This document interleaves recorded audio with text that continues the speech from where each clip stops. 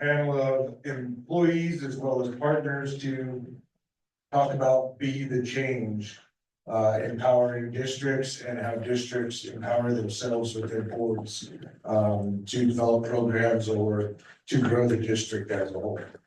So to kick it off, I'd like to welcome our illustrious leader, current president of NCDEA, Melissa Higby.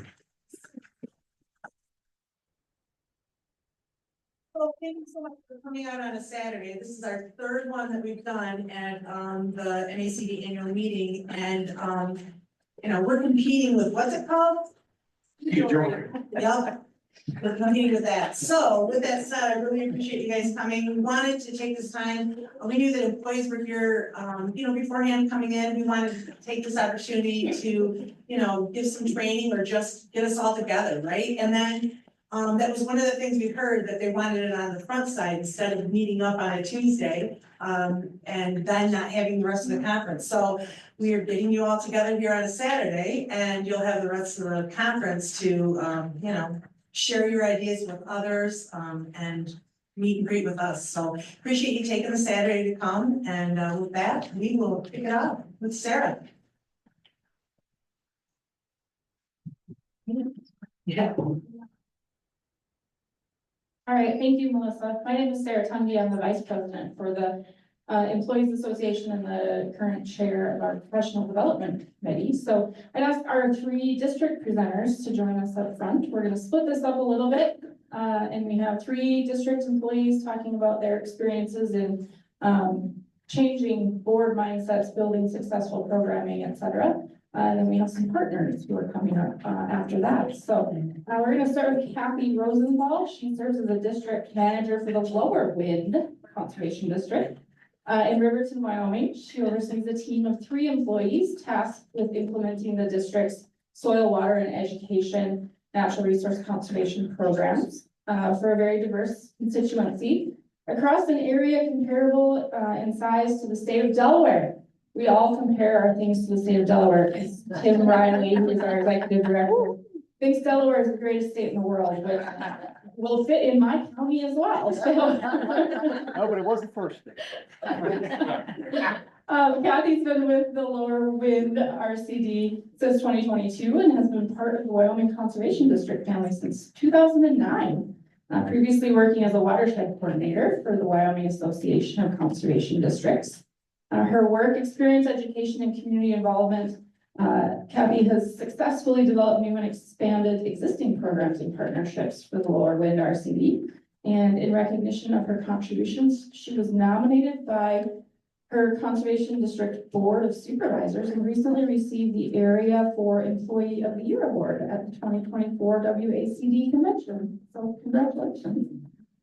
She holds a bachelor's degree in geography with a minor in biology from the University of Wyoming, and that she, in her spare time, as we all have so much of that, operates a 3rd-generation farm with her parents, husband Shane, and her 2 children, where they enjoy raising Columbia sheep, wool products, alfalfa, and grass hay, and garden produce. So Kathy will kick it off for us with her presentation. Great. All right, good afternoon, everybody. Yeah, thank you, and thank you, Mike, and the panel and board for inviting me to be on this afternoon. When Mike asked earlier last fall if I'd be interested in doing this, I was really honored that he asked and a little surprised, as yeah, we've had a lot of. I asked, is growing pains included, and can we include some of that as well? Because we've had a lot of growth in especially just the last few years, and as we all know, with growth, we've had some growing pains, but so yeah, I just really appreciate having the opportunity to be here today.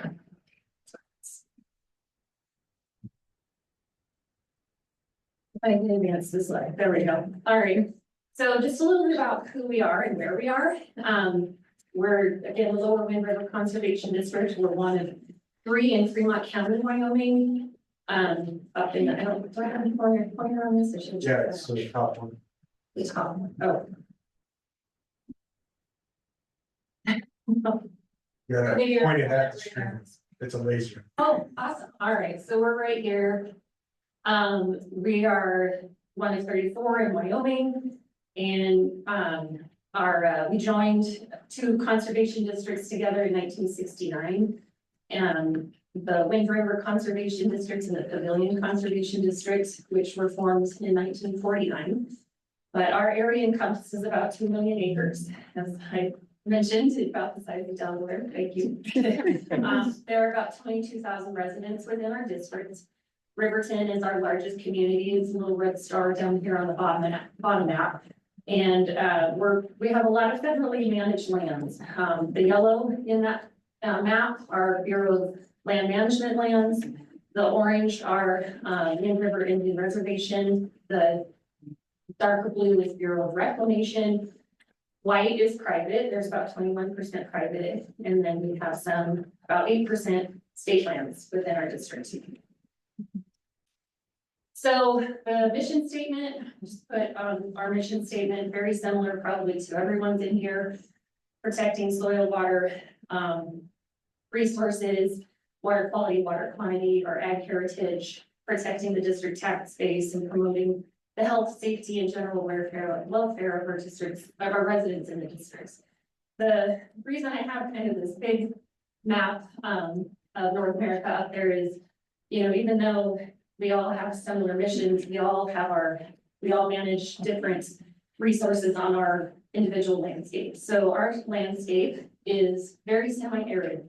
We're the brown in the big middle of the US there, which is desert, North American desert. So probably a lot of other districts in here from the Southwest we're in that same realm.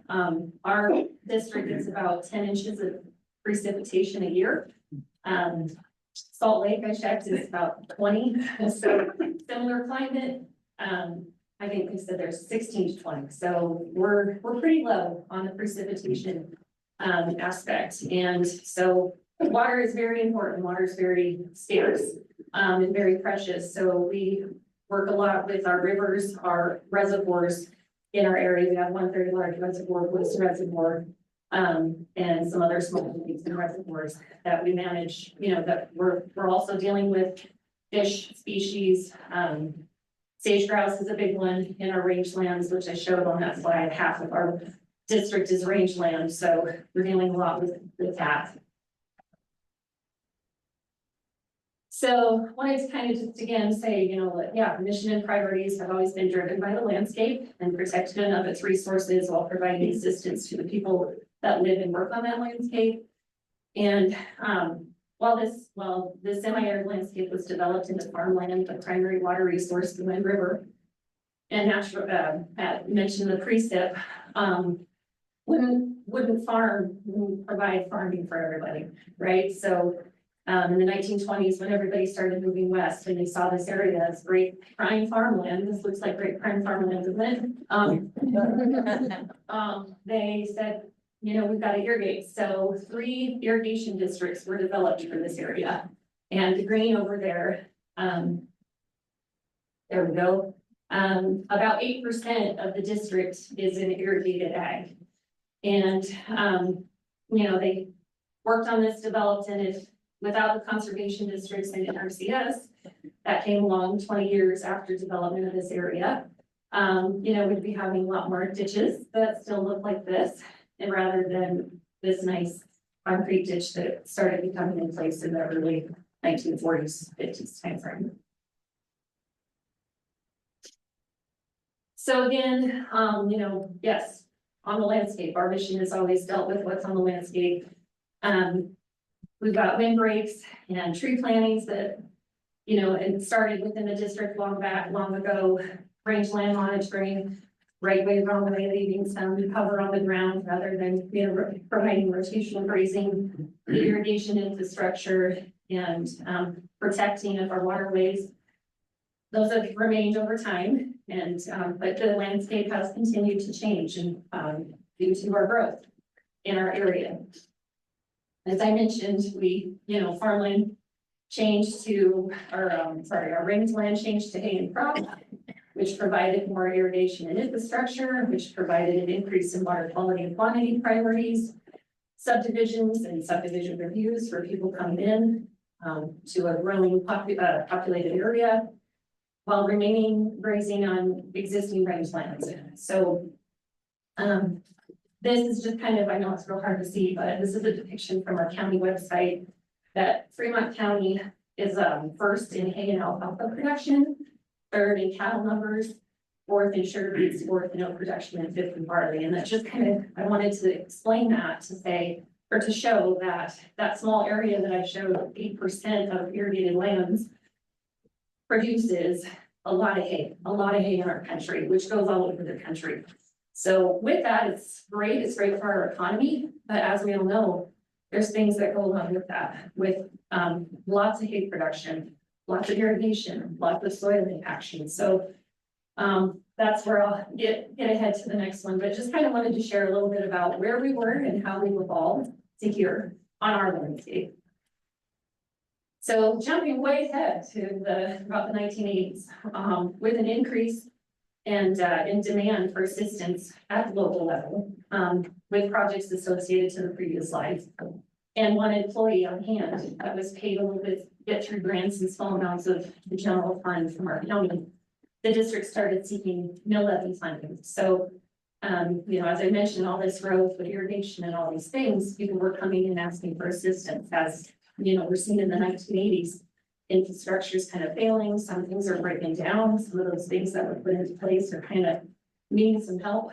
And the district was there to do it, but didn't have a lot of resources to provide back and provide education, work within our CS on projects. And so they were saying, we really want to be able to help a bit more, but we need some more funding to be able to do that. So they sought a mill levy, and everybody from that, it's a mill levy is, property tax base, that's valuation of property.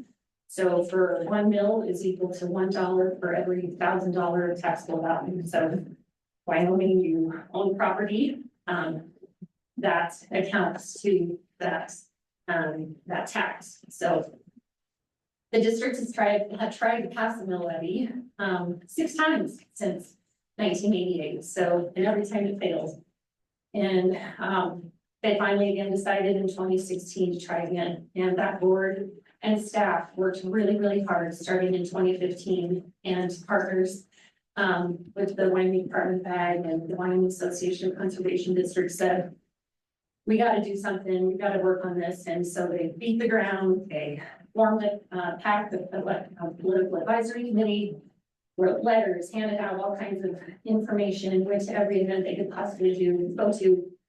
And which is a great effort, but I think the icing on the cake that really pushed it over, there was a former district conservationist from NRCS that had just retired, and he helped form this PAC and wrote some really wonderful messages about conservation and how important it was to letters of the editor, and got on the newspaper, got on the radio, and really promoted it.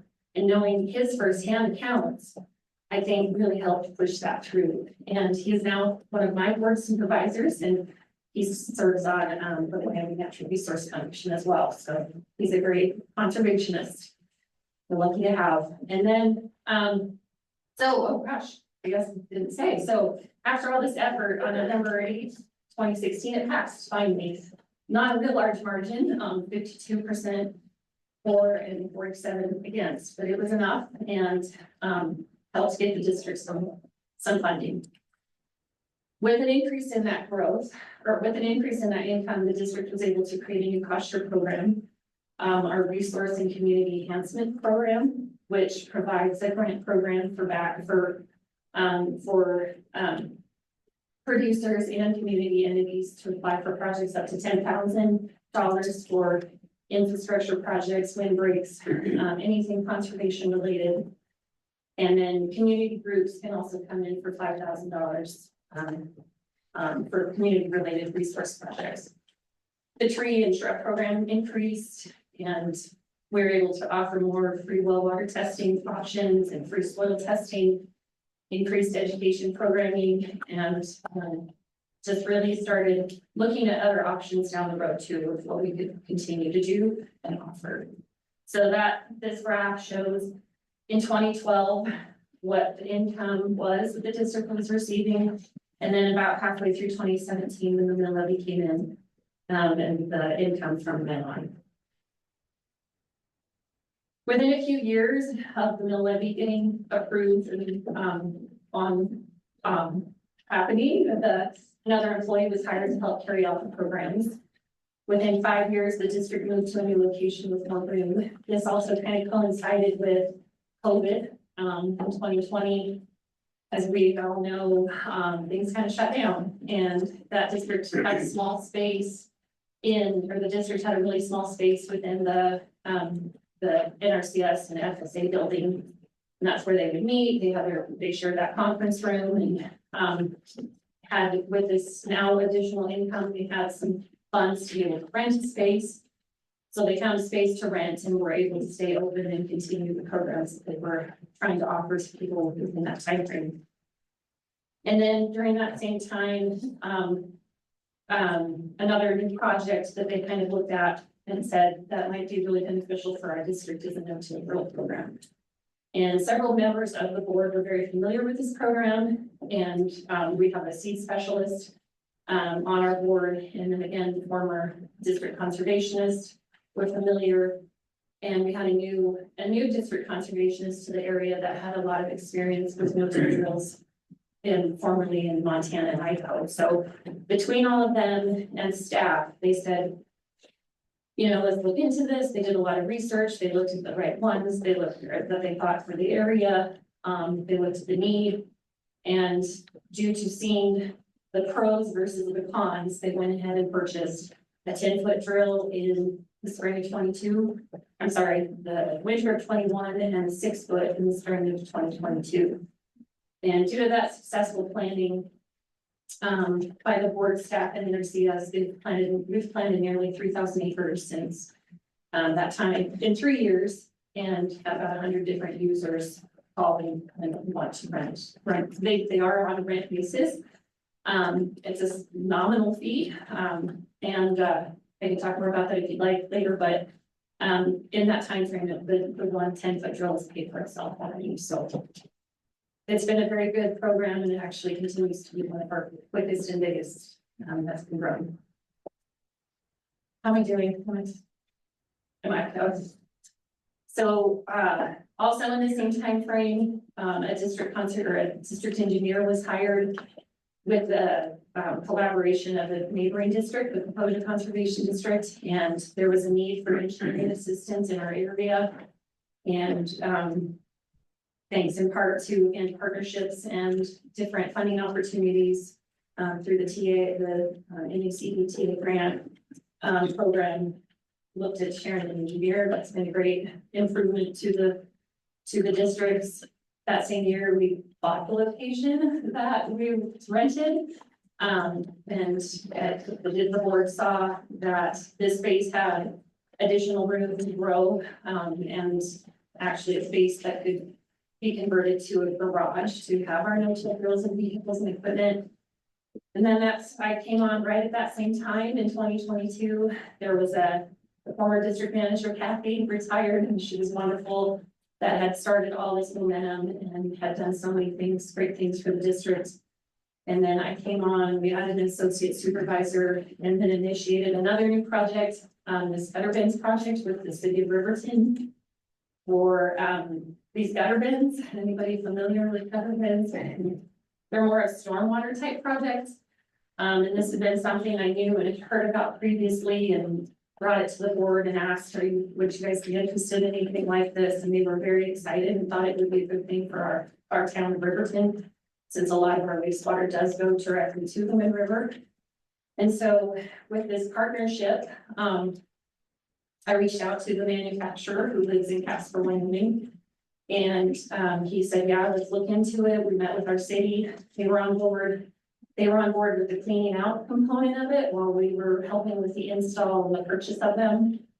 So we bought 19 of them, placed them around storm drains within the city of Riverton, and they go every 6 months or so, if for us on an as-needed basis, and clean them out. And when we went with them on this last time in May, or sorry, Paul, can't remember which one it was exactly, but one bag accumulated 40 pounds of sediments and, microplastics and junk, cigarette butts, lots of fun, gross things, and, on a larger scale between those 19, that would be about 760 pounds of debris collected rather than moving downstream, in one collect for that. So, just to kind of reiterate, these were a lot of the core projects that we had done and continue to do over time. And, with great partnerships and, staff to carry them out.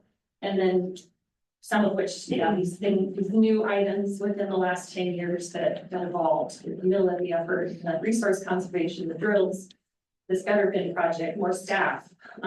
We now have 3 full-time staff on board and this shared district engineer to carry out our programs.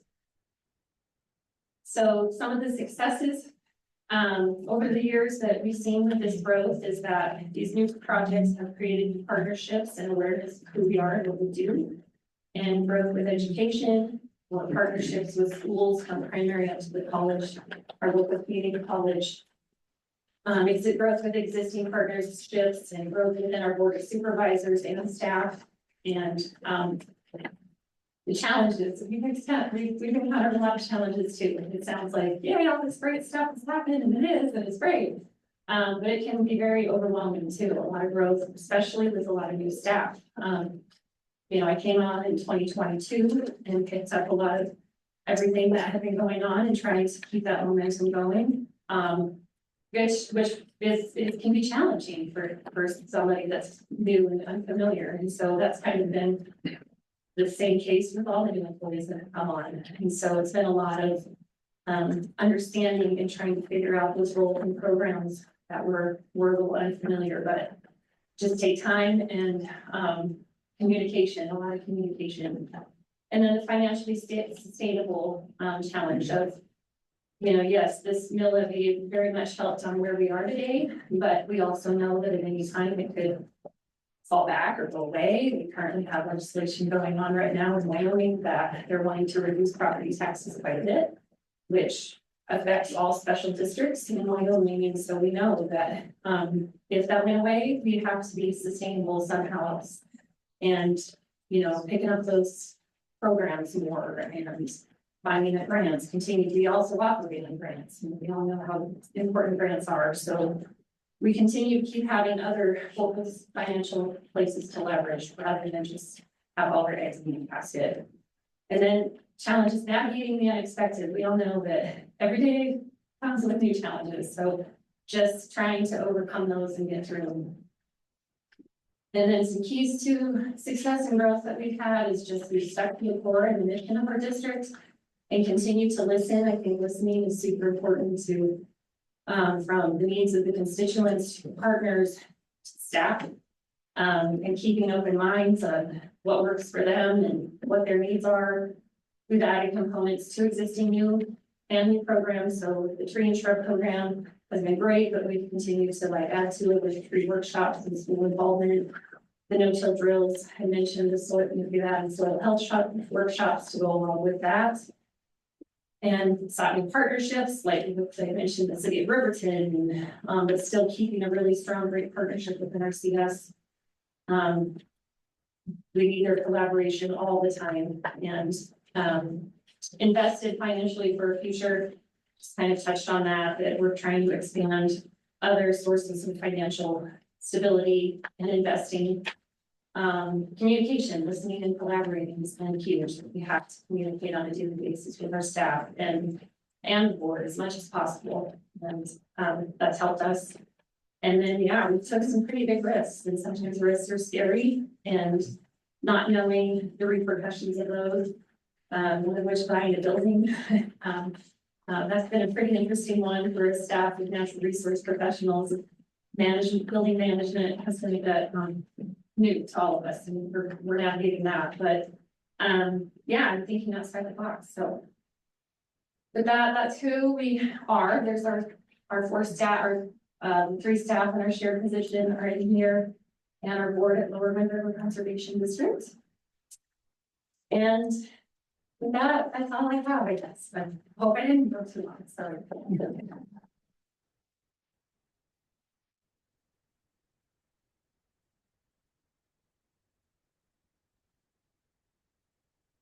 Thanks, Kathy, and we'll have questions after we get through all three of these. Next up, I'm gonna introduce Ed Ryan. We're just gonna leave that lovely picture up because Ed's gonna, talk, he doesn't have a slide, but Ed's a recently retired district manager of the Mason and Smith Valley Conservation Districts in Nevada. He received his bachelor's of science in range management and forestry from the University of Nevada, Reno. And while in college, he was introduced to wildland fire and caught the fire bug. He participated in fires throughout his career in northern Nevada with BLM. With BLM, he also worked in graze management, wild horse and burro, construction and road maintenance. He also wrote portions of 2 environmental impact statements. He went on to southeast New Mexico to head the Division of Operations overseeing construction maintenance and fire management. Later, he also became the administrative officer handling all administrative functions. In 2006, he retired from BLM, a 30-year career, and returning home to Nevada. After retiring, Ed devoted more time to wildland firefighting, rising to the level of the logistics section chief. In that position, he served in national incident management teams for over 10 years, responding to fires around the country, as well as the World Trade Center in 2001 and the Deepwater Horizon oil spill in 2010. Ed has driven truck, harvesting potatoes, onions, hauling equipment, tankers, and dry goods. All these experiences gave Ed a solid foundation to manage conservation districts. The primary focus of the Mason and Smith Valley Conservation Districts is noxious weed, wildland urban interface, fuels management, sage-grouse habitat improvement, and river bank stabilization. With that, take it away, Ed. Hello. I apologize for not having a presentation. Since I retired, I got locked out of my computer's working. All the information that I would present is still there. Mason and Smith Valley Conservation Districts were both started in 1938. 2 of the earliest in the state of Nevada. Garrington is where the office is located, and it's about 70 miles southeast of Reno. Mason and Smith Valley are adjacent to each other. The Mason Valley District also includes the entire Mineral County, which encompasses the Army Ammunition Depot of Hawthorne, which is quite a big chunk of ground. Other agencies that administer land in the 2 districts are the Forest Service, BLM, and Forest. They have 3 Indian reservations, and then the Army. We are also dry. We get about 6 to 8 inches of precipitation a year in a normal year. But we do have the Walker River, both the east and the west forks, come through our districts, which provides quite a bit of agriculture. We're one of the largest agricultural producers in the state of Nevada. Predominantly paid for a larger portion of onion production, one of the largest onion producers in the West. I was in Garrington.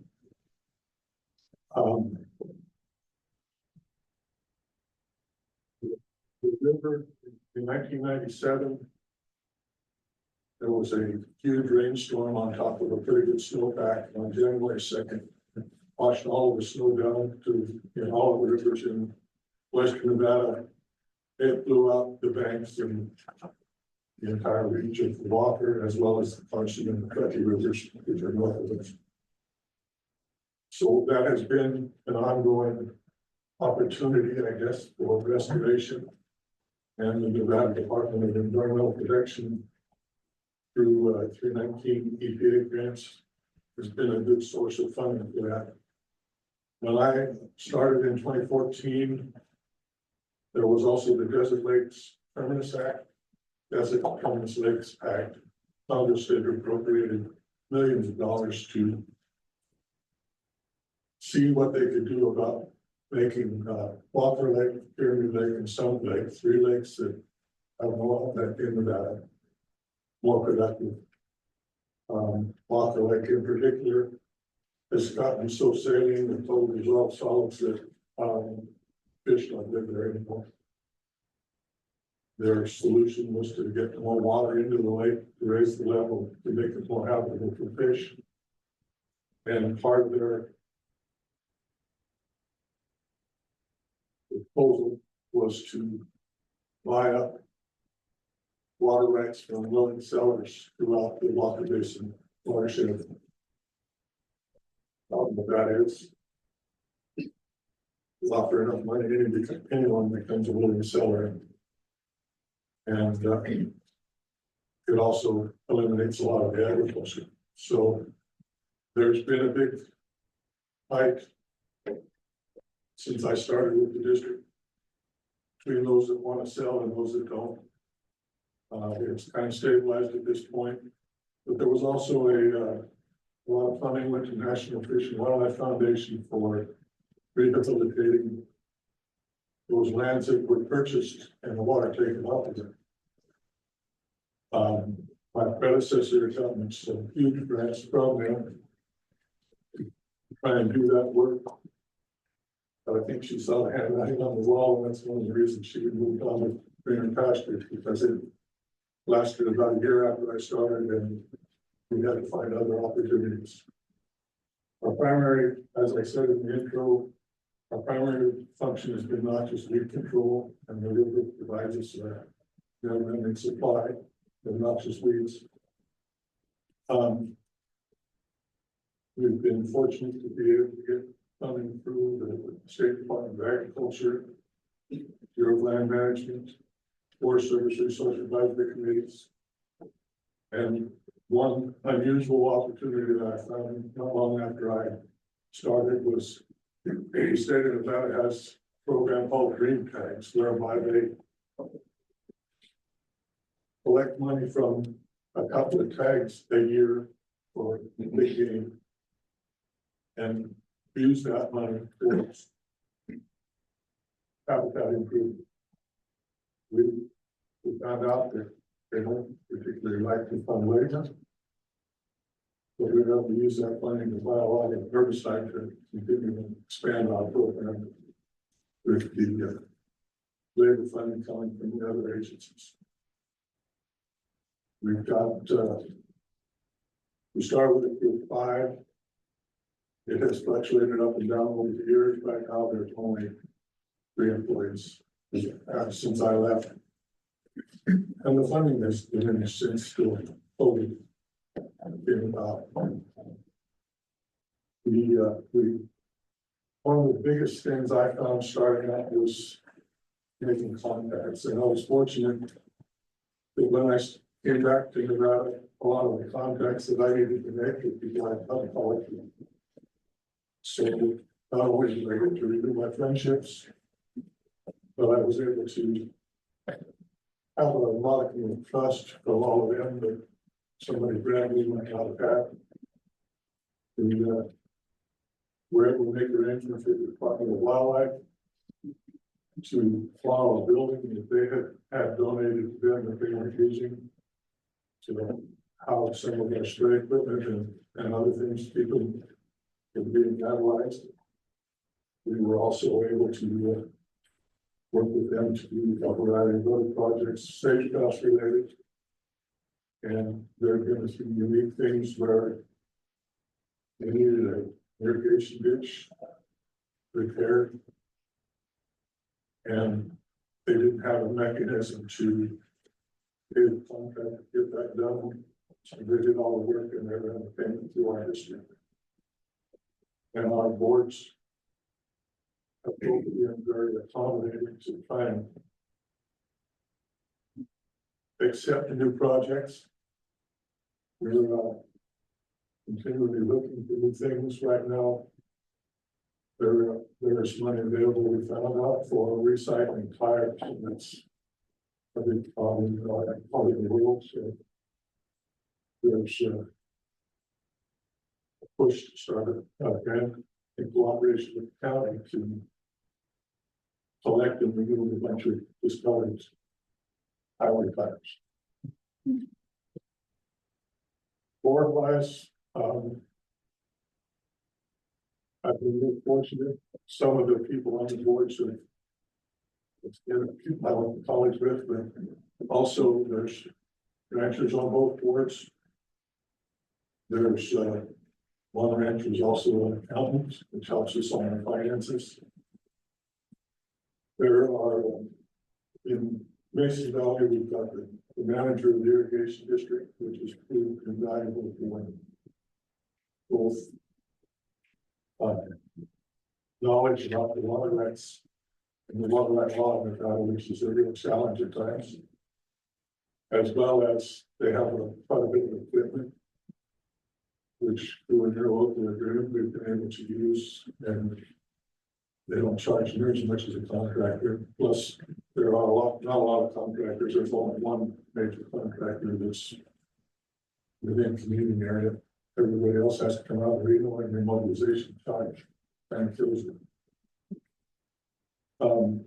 I also had a member of the one board was a county commissioner in Reno County until she got timed out, wasn't able to run again. And as soon as I got a vacancy, she wanted to be on that board, and she's been invaluable as far as she still keeps her hand in the pot as far as what's going on in the county and projects that may become available. There's a solar production plant in Reno County that hired us at one point to remove control underneath the panels, which was a good job, except they wanted us to do it federally. Kind of hard to spray when fire everything off before we get started. When we got through that, we were starting to make arrangements to do the second time when COVID hit, and it just goes to this. We never heard from them again. That's another one of those on the to-do list of my replacement. We have done a lot of fuels work in wildland and urban interface. There have been 2 wildland fires to the west of Smith Valley since I started work there, and there were at least 2 more before that. Threatened a lot of houses, made a lot of people nervous, which gave us a lot of willing participants to get some fleet reduction done around their homes. Some people still don't understand that you can't have a tree, especially a 60-foot tree, right next to your house, and be able to protect that house from fire if it gets to that point. But most everybody was pretty accommodating. We were able to finish that last fall. We have ongoing agreements with the State Department of Agriculture, State Department of Wildlife. We have the State Conservation Commission has a grant every year that's safe ground related, which is an opportunity for us to, that's usually can be putting markers on fences so the safe guys don't hit them when they take off. They can see the fence, the wires on the fence that way. Cutting painting of juniper, which provide habitat for ravens to roost and watch the moms go back to their nest, and then the ravens will go out the nest. So if you can remove the junipers over a wider radius, that protects those eggs from being predated and helps increase the population. Those are all projects that we've been able to do through the Safe House and the State Conservation Commission. Looking when we kind of when COVID hit, we pretty much weren't able to use the NRCS office for anything as well. But the irrigation district will have it set up in their office for almost 2 years. And the nice thing about them is they had Wi-Fi, which helped to get a lot of the stuff done that I wasn't able to do in the NRCS office.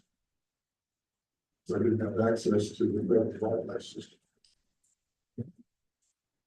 One of the benefits we've also had is I got involved in the federal personal property management system run by the DOD. I can able to pick up several pieces of equipment that now I'm sorry, I got these side by sides. About $1,700. They were listed as salvage. And all we had to do to go on was get new emission searches because whoever had turned them into the replacement, they're taking the keys.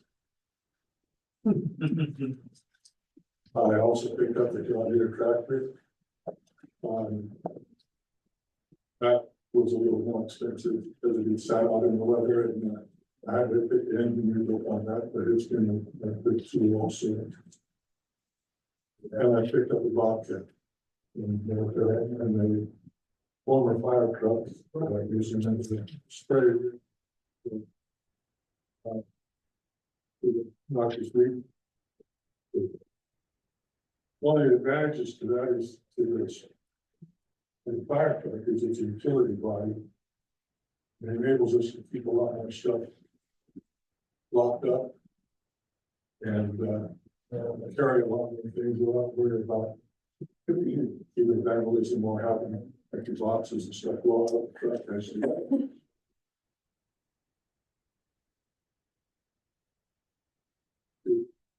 Giving us an overhead lift so we don't have to worry about people hurting their taxi if it was buried in and out of the pickups. So coordination and contacts is a big part of it. In some of our range, bank stabilization project. The first one I did, I hired an engineering firm out of Carson City to do the work. And their first estimate came in with more money than I had for the whole grant. And just for the rock that they only put in the river. So the next time we approached one of those, I was able to work with the Tahoe Conservation District, who has engineers on staff.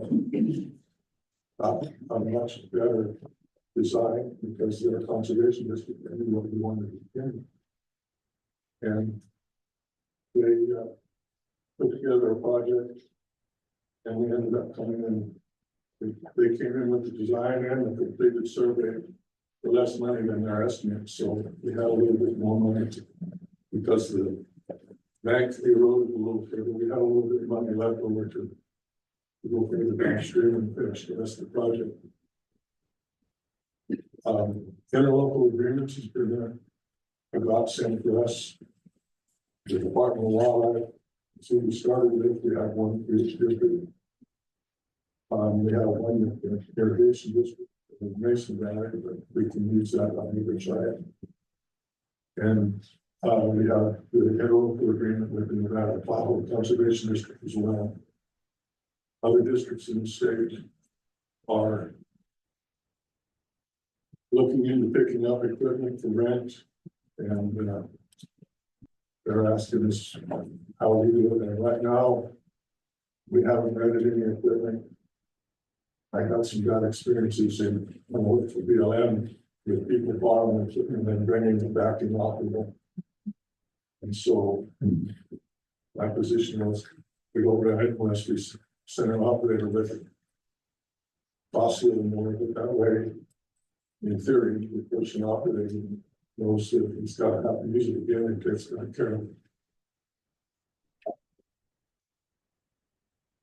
That's not all about as long as I can. I can't think of anything.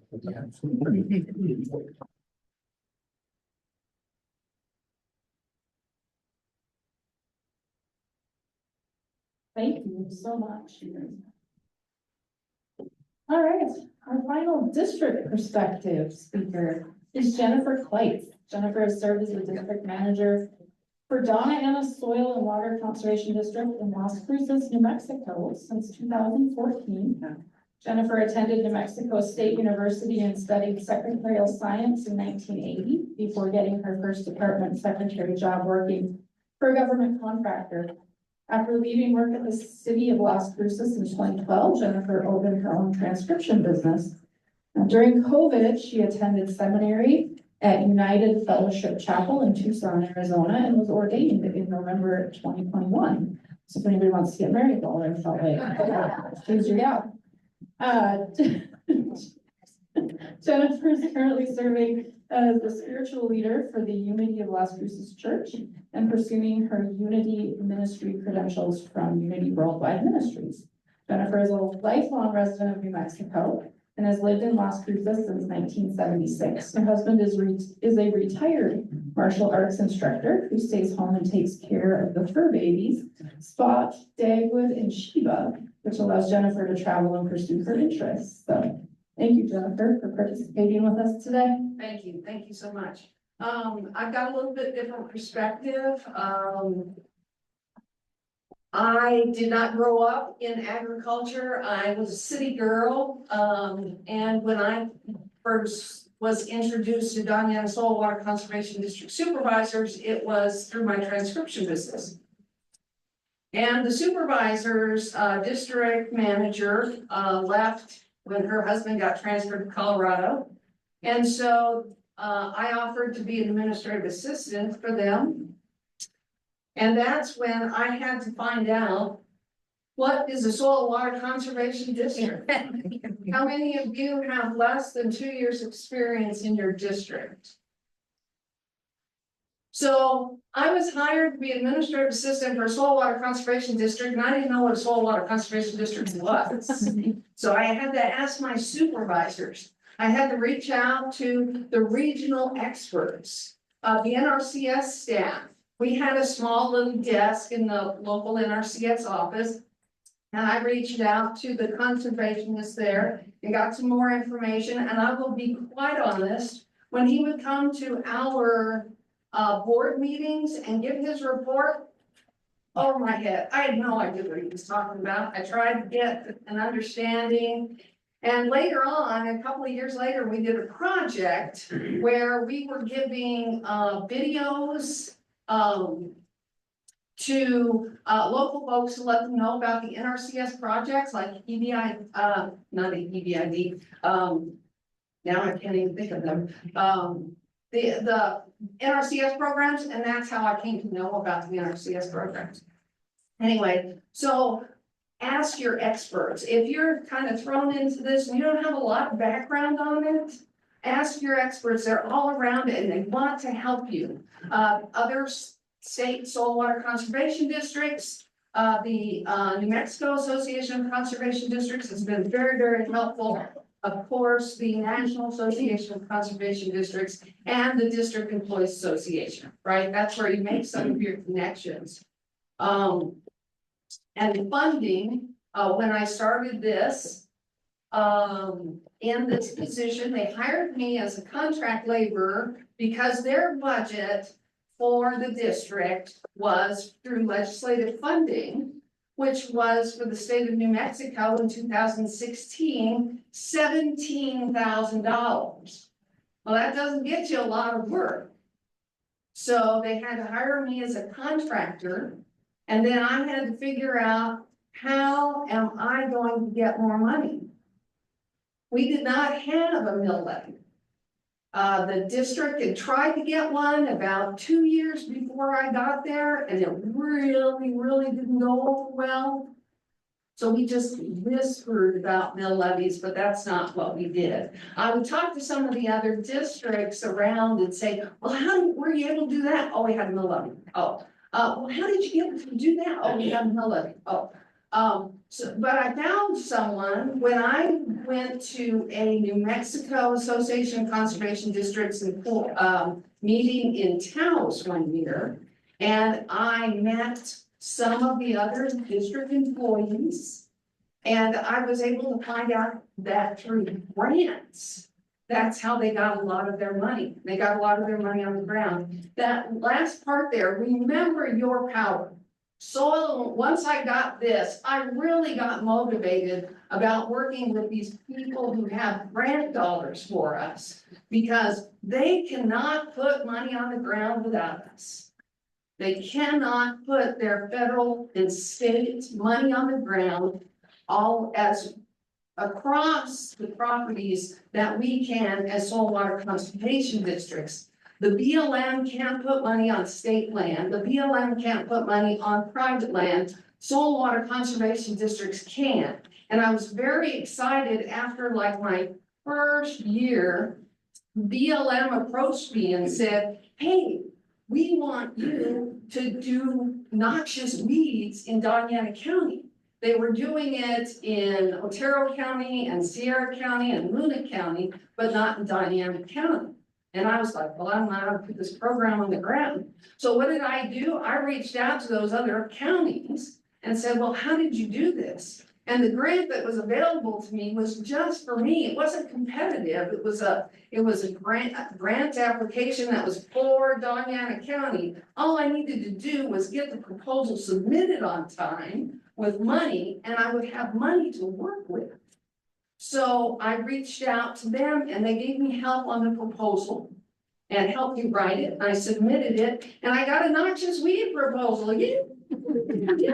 Our first proposal, I was so excited. And it was still just me, $17,000. So I needed to get a weed treatment specialist because I don't know how to put chemical on the ground. Do you know how to put chemical on the ground? No. We've got to have our subcontractors. We've got to have those subcontractors who can do the work. And we give them the money and they do the work and then we get reimbursed and it's great. And we get our little indirect charge so we can build up our money a little bit, right? So I really enjoyed that first experience and it helped me learn how to manage some of these programs. And I also was able to get the next year, the NACD Urban Ag Grant. We were real excited about that. I heard about it. I was like, well, how am I going to do this? Community gardening. Well, I knew a local urban grower. Her business was backyard farmers. And she had a little garden behind a church in Las Cruces, urban. And when I reached out to Rachel, she knew someone from one of the local maker spaces. And he knew how to write grants. I wasn't very good at writing grants. There's a lot I wasn't very good at when I got this job, but I'll tell you what. So, because I also didn't understand how to find projects for grants. But I reached out and I got this grower together. I got a nonprofit food organization working with us. And I got this guy from the makerspace and we came together and we wrote this proposal and we submitted it to NACD and we got another one. My supervisors were so excited. So after I got some of these programs in place, what I had to recognize is I needed to know. Part of my success was going to be knowing when these grants are coming out. Because we weren't going to try for another mill levy, and we're still only getting $17,000 a year from the legislature, right? So I had to focus on getting these grants, and they're one-year grants, which is really hard because you're going after the grant, then you got to manage the grant, and then it's over, and you got to do the reporting, and then you got to start the cycle all over again. I really would have liked something that was multi-year. BLM was multi-year, but not that would allow me to build staff, right? So you keep watching for other project opportunities. And in 2023, one of our previous supervisors came to me and he used to run the tree steward program in the city of Las Cruces. So Craig came to me and said, hey, have you heard about these people from Tree, New Mexico? And I said, no, haven't heard about them. He said, well, come on, they're gonna give a talk about some project they've got, and we may be able to get a grant out of it. So I said, okay, well, I'll do that. And so I went and listened to them talk in the park, and then I went and listened to the executive director give her presentations in city council. And we found out that the Forestry Service had grant dollars available for urban trees, urban forestry stuff. So Craig and I got together, we got somebody else in to help us write the grant. We got Tree New Mexico to come in and partner with us to mentor us on the program that we were gonna do. And then we submitted it. And we found out that we got a 5-year $1 million grant from the Forestry Service to plant 2,100 trees in Doñana County and give away 2,100 trees in Doñana County over the next 5 years. There's the sustainability I was looking for. That allowed the district to finally hire me. So I started working for them in 2016. They hired me as an employee in 2023. And I was able to get a part-time admin assistant at the same time. Then the New Mexico Association of Conservation Districts had been working with our legislators. And they were able to get the state districts. A bill went through for $3 million that allowed us to each get $70,000 in legislative funding. This was huge for us. Between these two things, we can grow. We could grow. We were so excited about that. And then we found out we got a BLM urban agriculture program. It's rangeland, not urban ag, excuse me. Our rangeland grant. And that was through 5 years. Now we just found out that all funding for that has been cut off. So I don't know what's going on with that, but our neighborhood grants is still working. It's still working. And so now I have time to go after multi-year grants while I've got some other staff working on the grants that we already have. And we're leveraging that with some of these 1-year state grants that we have from NRCS, from the New Mexico Department of Agriculture, our healthy soil programs coming into play. And we are really building some sustainability. Now, we still don't have a building, and we don't even have an office anymore in NRCS because they have more staff, and so they have to throw us out. So I'm working out of my house, my admin assistant's working out of her house, and then we got 2 interns through CCNM. And that was also through the New Mexico Association of Conservation Districts. Deb Hughes was like, oh, do you want some interns? I was like, we can't afford interns. What are you talking about? No, they're free. And I asked my chairperson, and he said, yeah, we want 2. And I was like, okay, fine. That's me. I say yes. You want to do this? Sure. Then I'll figure out how it's done. So we applied, and we've got 2 interns. We've got 2 people working full-time, and it's costing us nothing. So I have 4 staff. Unfortunately, I still don't have an office. So we're working on that. My supervisors are supposed to have a special work session to go on their short and long-term range goals. And our building is part of that. Because we're interested in the no-till drill as well, but we don't have any place to put it. It's not gonna go in my backyard. My husband said. So what I'm saying is, if you are starting from, I don't know what a soil water conservation district is, you can build your program. This is what, I like this slide, I'm sorry, pat myself on the back. Since I've been with the district, this is how our revenue has grown. And we still don't have a mill levy. And only in 2024 did we get that $70,000 from the legislature. And the legislature is supposed to be considering an appropriation this year to give the soil water conservation districts in the state of New Mexico $100,000 a year. So that would really make another big difference for us. And Our employees association is getting restarted, but they are very valuable. People like Peter. We meet them, we know them, they give us their experience for people who are like, this is Soil Water Conservation District, what am I supposed to do? What projects are on the ground? And you talk to some of the folks who are like, well, we work with our producers. Well, I don't really work with my producers very much, they go right in NRCS when they have issues. And we don't really have fire problems because there's not a lot of forests in southern New Mexico. But we have watershed restoration that needs to happen in southern New Mexico. We've got noxious weeds that need to be taken care of in southern New Mexico because it doesn't stop at the border. And we partner with like NMDOT.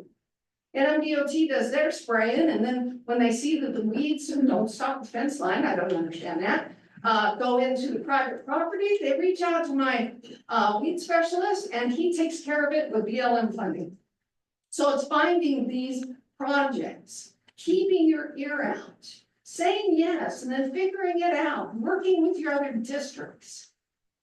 There's so much money available that can be put on the ground that can really do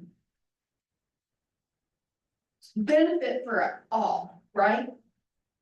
And so stay in touch with your partners and stay in touch with your local employee association and go to conferences. A lot of times there's scholarship conferences. So you can go to the conferences and you meet people and connect and you figure out and you hear different ideas and go, oh, well, that would work in my area. Yeah, that would work. It's a good idea. I should talk to my stormwater coalition.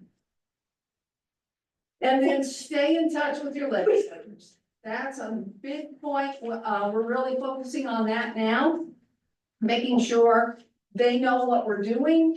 We send them thank you notes for the $70,000 and encouragement to come to our meetings once the legislative session's over. We want to invite them to our annual meeting. And these are things we can do now because we have more than $17,000. All right, so I want to show you. These are some of our program partners over the years. All right, and Western Line Management, that's our weed treatment specialist. Those folks up there, Cruces Creatives, Backyard Farms, Las Mia, those are the folks who were on our NCDEA Ag program. The City of Las Cruces and Tree, New Mexico, those are our Tree, New Mexico. It's the Diana Soil Water Conservation District Neighbor Woods program. And we would like to, if anybody can come up with an acronym for DASWCD, I would really appreciate it. WRRI, we are working with them on our rangeland grant for our watershed restoration. We've been working with them for several years and now we have grant dollars and we could pull them in. High Desert Native Plants, they were working on a program for us where we had an Apache grant to plant trees, give trees away about 4 or 5 years ago. And we were introduced to High Desert Native Plants. Now they're our educator and they also provide us our trees at our tree grant. We've partnered with City of Sunland Park on our tree grant. The Interstate Stream Commission is now working with us on our cover crop program. And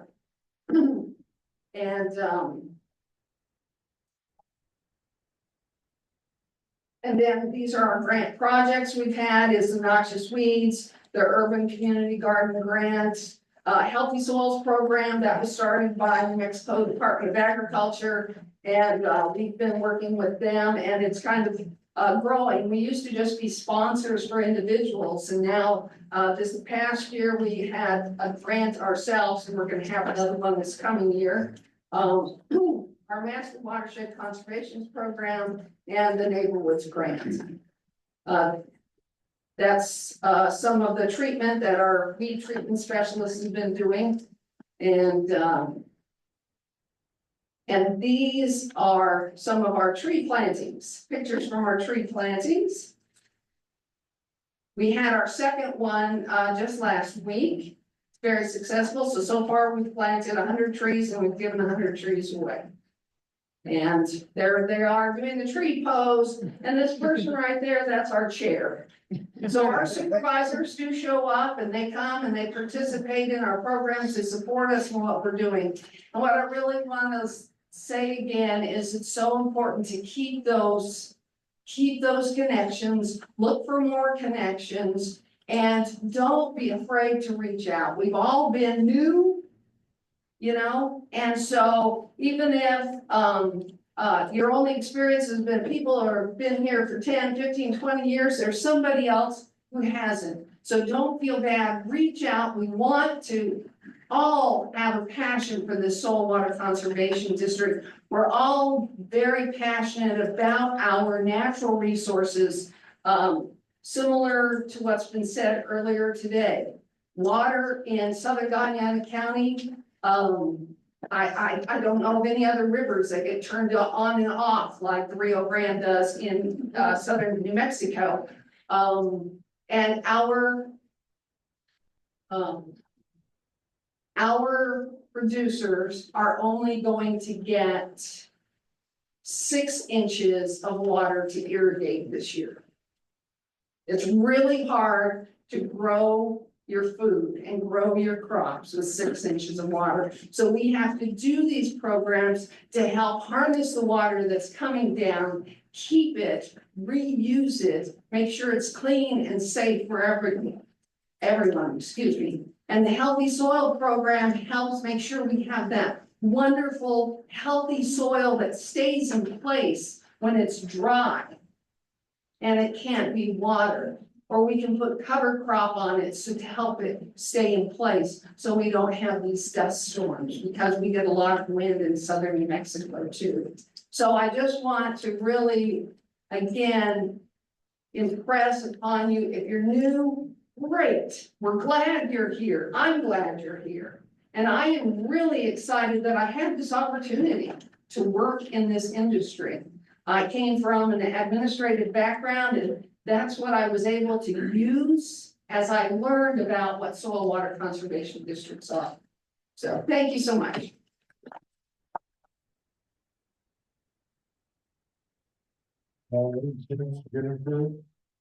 Learned quite a few things today. I bet you Jennifer has an office in here. I'm gonna reach back out to her. And Ed, I really wanna know how to get you TVs for $1,700, even if you got buy ignition systems. And gutter vents? That's interesting. Yes. All right, so we'll open it up now for questions to the panelists. I will come around with the microphones because we are trying to catch this on Zoom to share with our February webinar for the National Conservation District Employees Association. So raise your hand high.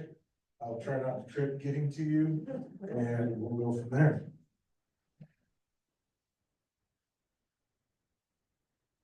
Jennifer, can you tell me again what your funding source was for the 2 interns that you have? Oh, I'm sorry. Can you tell me again what your funding source was for the 2 interns that you have? It's called CCNM, it's Conservation Corps New Mexico, and it's also through the work.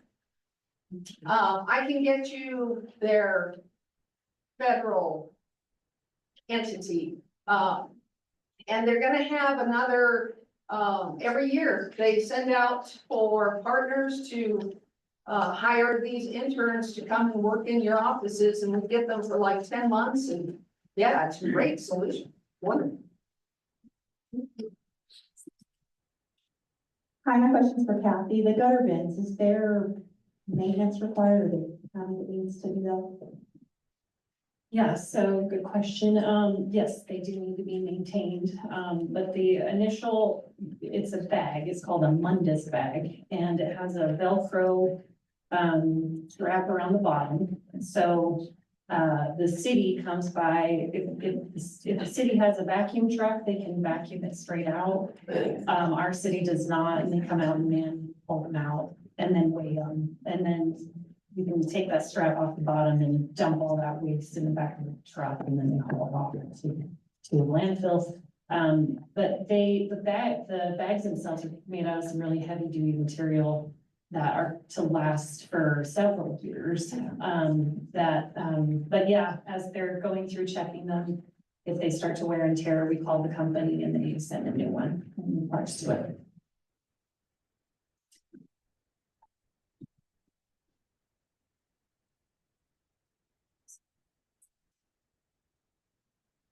Are there any programs that you guys wanted to implement as employees that your supervisors were not on board with?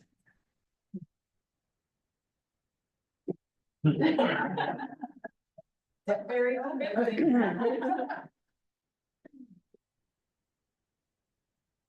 I will say my board has been very supportive of everything I've proposed, that their only thing was like, well, can you do all that? And I was, well, yeah. I'll figure it out. Yeah, I think in the amount of time I've been there, pretty much anything we've presented to them, if we have enough background to support it, they've been supportive. I've had the questions for sure of, well, how would that work, especially with that one, like the gutter bend one.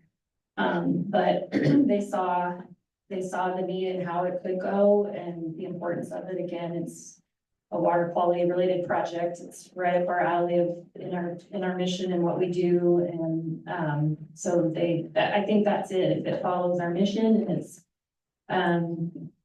falls within a budget, they were supportive enough for it. We haven't had anybody say no either. 2 years ago, we had a lot of flooding. And the board jumped in and told us to go ahead and help the irrigation district to keep the town of Yarrington from flooding. So we did it through the interlocal agreement with the irrigation district, and it worked out really well.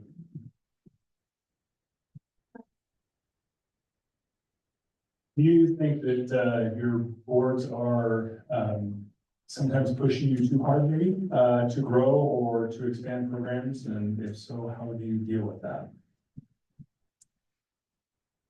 I think I pushed the board more than they pushed me. Yeah, I don't think they've pushed, but just kind of maintain, they've let us sort of maintain what we are able to handle. And then if there is something additional, we bring it up at that time. But yeah, I guess there's different situations where it's there's been a lot. But they are very supportive and understanding. We've expressed it. There's a lot going on right now, and they understand it, and they have seen, our good, when we're able to communicate well with them, if this is how much we can take on right now, they see that and they understand that, and so that communication has been really good, and in their understanding of our to-do lists and what we're able to accomplish. Ditto. Yeah, question? I'm sorry. Okay, a couple things. My board is on a 2-year plan. I make a suggestion, and about 2 years later, they go, hey, you know what we should do? And they jump on board. This has happened like 3 times now. So just be patient with your board when they do something new, and they don't quite get it. Because through their network, they're gonna find out more about these things that you brought up. So just be patient with them, and they'll come around. When we started the Shape Ball program, I brought that up in 2022. When I first started, and last summer, one of the board members says, hey, you know what, look into the Shape Ball thing. That's a great idea. Let me see. So the next meeting, I had everything for them. Yeah, one of our most successful programs right now. So, and my question is for you. So you do your noxious weed programs. Mhm. So like you and across the mountain, and Alamogordo, that's all. You guys have a lot of BLM. Yes. I have to see Okay. So we're trying to develop a noxious weed program. And so the ones I look to that have the most successful programs is like you in South Florida with, I can't use them because the structure of BLM as you guys do is seems to be so much different. And I'm trying to figure out exactly how to put that into play. Most of the treatment's not on BLM money. Okay, We, most of the treatments we've had, leading up to this year has been with a couple of branches. Butterfield Ranch and a couple of others. And then, like I said, now that, we're working with NCDEA, right? So other producers along the highway there. And so most of it's private land is what I'm saying. Some of it's, state land or county land. We do some spraying out at like the fairgrounds, that kind of stuff. So, okay, so the grants you're going after isn't just the BLM grant, you're going after the noxious weed program and then the DEA. no, not yet. So all I've done so far is BLM. We are gonna go after, the NMDA noxious weed program now because of the fact that we are concerned that the BLM funding is gonna go away. Your program on the website. Yeah, and I can email you, I just have gotten a new notice from Lane Hauser's our BLM noxious weed guy. Uh-huh. And, Lane just told us about 3 new offerings that came out that are on grants.gov. And most of the time, like I said, they're real specific for your county, so. Okay. And I don't know who your person is, your BLM person. With us, BLM requires that it have some sort of nexus. So it has to. It can be a long reach, but sometimes you can make a long reach to make it benefit BLM land, but. Well, we don't have it. So that's why I'm saying, Yeah. if we didn't have any BLM land, we wouldn't get any BLM land.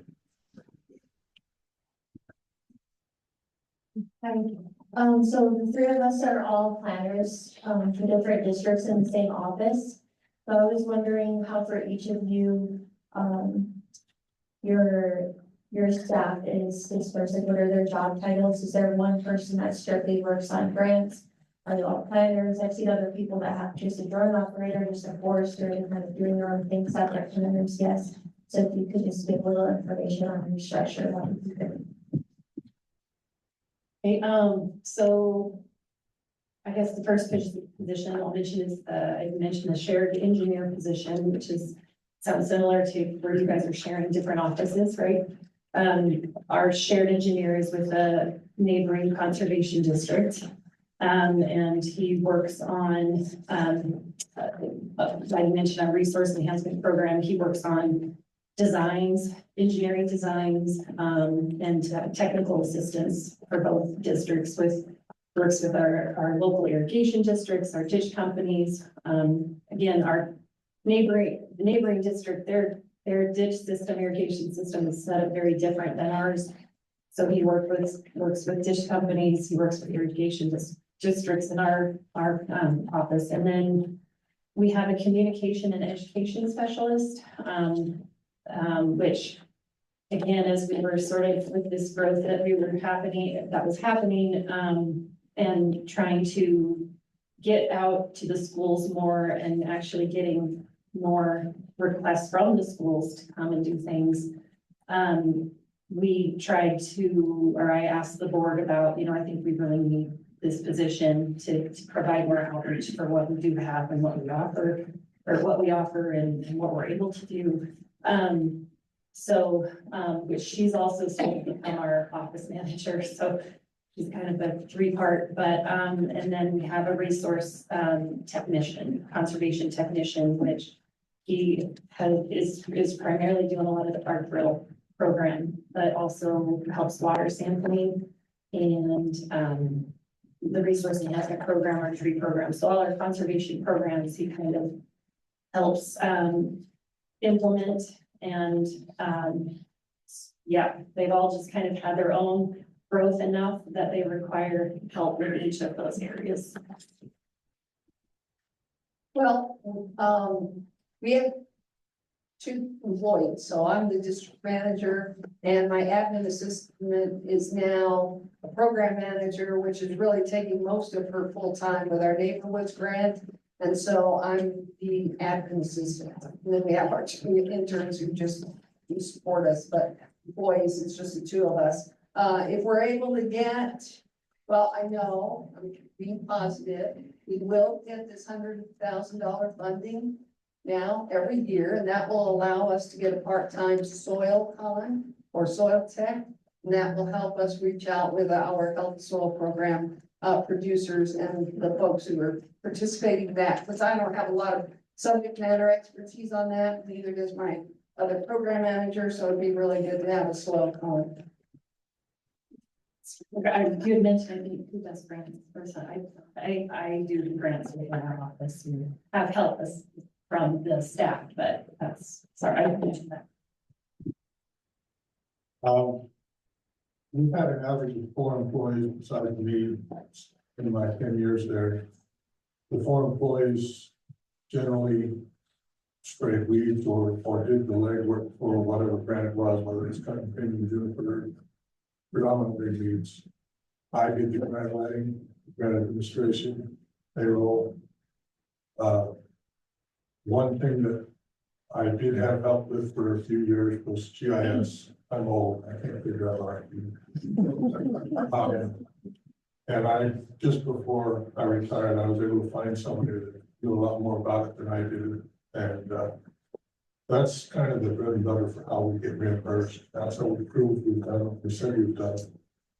And we spent about a year lacking that skill, and it was kind of difficult. If I was able to pick it up.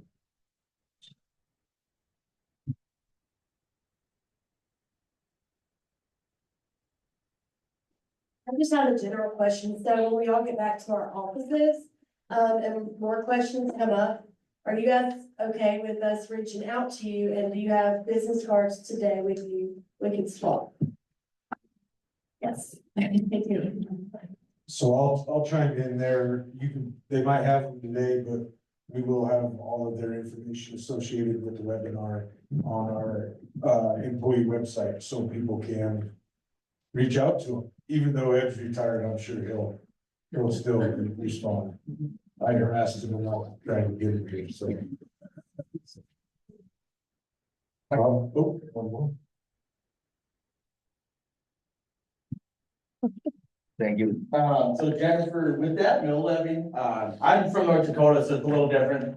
One thing I guess is, I like that the conservation employees district here or union is putting this on. There's only one way to learn about other states, and that's showing up to things like this. And once you start learning about other states and how different conservation districts are, it's a great thing. Our mill levy is through the state. It's in our Central code, so we luck out there, but yours must be local, like county, and it had to go through a vote. I'm assuming, or Kathy, I meant, and probably Jennifer both, right? I'm assuming. I don't have one, but ours goes to the state. Okay. So we've got to put it. Okay. Yeah, ours is county. Okay. So did you get any backlash from that, from any local people after you did get it? I don't know because it was right before my time, but from what I've understood, no, like there really wasn't a lot of much backlash, and maybe Justin, Department Bags, or anybody that's been involved in any of that may have some. Yeah, I've not heard of anything backlash once a district gets a mill levy. But I have heard of districts when they're thinking about going for a mill levy, when there's big industry within that county, of the industry not wanting to go for a mill levy because it increased that company's tax base. So there have been instances where those companies will say to a district that we will help you out with some projects for a period of time if you don't go for a mill levy.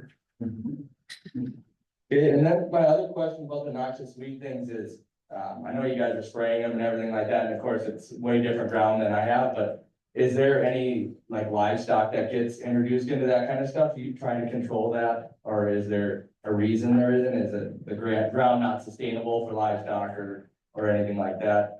I know when Ed was talking, he said it was along the lake and stuff like that. I thought maybe that would be a good or a different way to try to manage noxious weeds instead of just chemically spraying them all the time. Thank you. They use sheep, for the wildland urban interface protection, on the west side of Smith Valley, but, we have used, livestock on most of the areas we treat, because it's, a lot of the areas we treat along the river are small parcels of private land.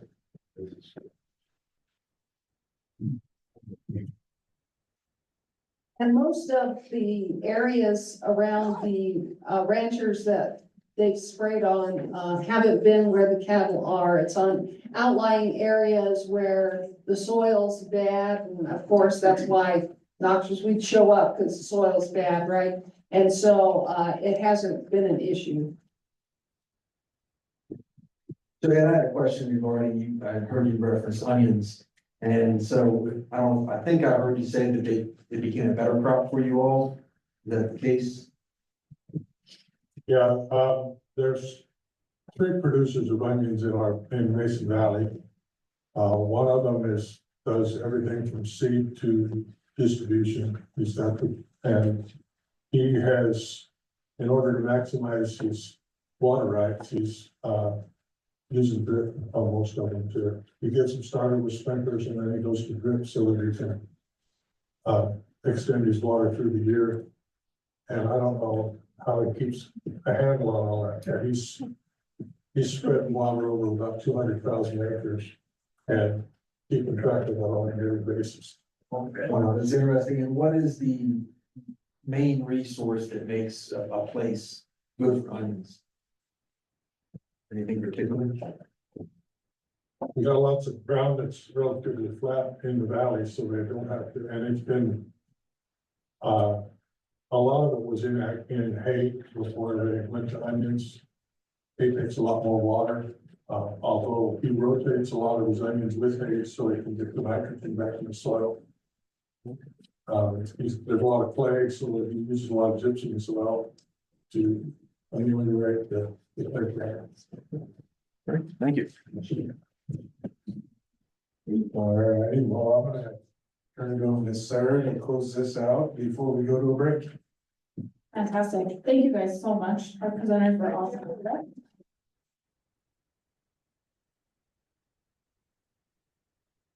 I just wanted 2 things to note for you all. On the agendas, if you didn't grab one, there's some on the tables over there. There's a QR code on the back. We are, one of our strategic plan items is to really beef up our professional development opportunities for conservation district employees. So as part of that, we host a monthly webinar on the 4th Tuesday or 4th Wednesday of every month. And so our needs assessment really helps us to drive those topics and create resources for you as conservation district employees to use. So if you could please fill that out, it helps us greatly give you what you are looking for to try and serve you better. And on that note, I think we have one representative at least from every region in the nation. So if all of the employees association directors and alternates could just stand up. These are the people who are serving you. They're in regions across the nation. If you have questions, if you have concerns, if you have needs, please reach out, catch them this afternoon during the break or throughout the week. We'll all be here through at least Tuesday. And I would encourage you to visit with them because they're a wealth of knowledge. If they don't know, they will find someone to help you. So with that, we're going to take a break until 3 when we come back.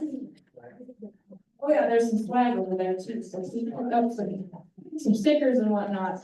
We'll be back at 3 and we'll continue our panel discussion with some partner perspectives on expanding programs and opportunities. I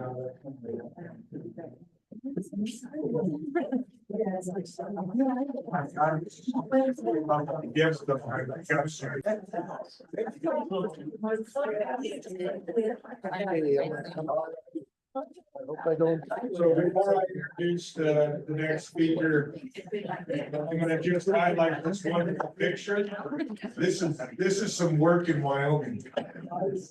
We were doing some range monitoring similar to what Jennifer was talking about in hers on some Forest Service allotments that you can only access via horseback.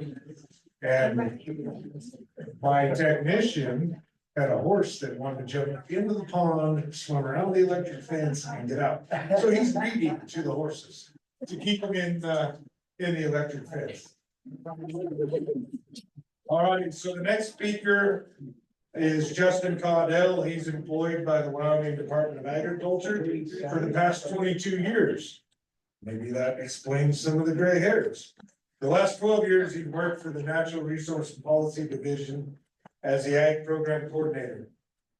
Justin has a responsibility for the department's water quality grant and rangeland health assessment grant programs. And he's also the department's liaison to the Wyoming Association of Conservation Districts, which is 34 total districts in the state of Wyoming. He has also been a member of the Wyoming Landscape Conservation Initiative Coordination Team that started in 2008. And I do have the pleasure of sharing an office with Justin. Our board graciously houses him within our walls, which gives us easy access to such a great partner. So with that, I'll turn it over to Justin. Thank you, Mike, I appreciate that. Our subject matter for this afternoon is growing and expanding opportunities, and those three district managers covered my material, so I'm pretty much done.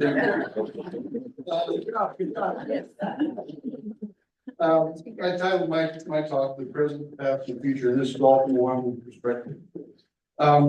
Before I get into my presentation and talk to you guys about it, one of the things about expanding your opportunities and growing your opportunities, maintaining your opportunities. So as we move forward, because something happened in my life this last week, reacting in normal situations with a federal partner who all of a sudden was not interested in participating in a program. I had the 2004 reaction, which was normal.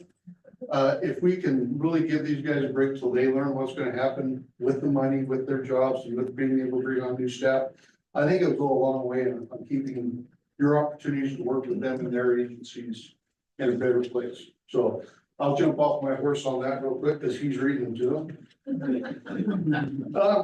The present, just the list of partners, these guys talked about all the partners they work with and how they take advantage of that. But within Wyoming Conservation District partners or other conservation districts, their association, the state association, WECD, other special districts like weed and pest. In Wyoming, we have weed and pest districts.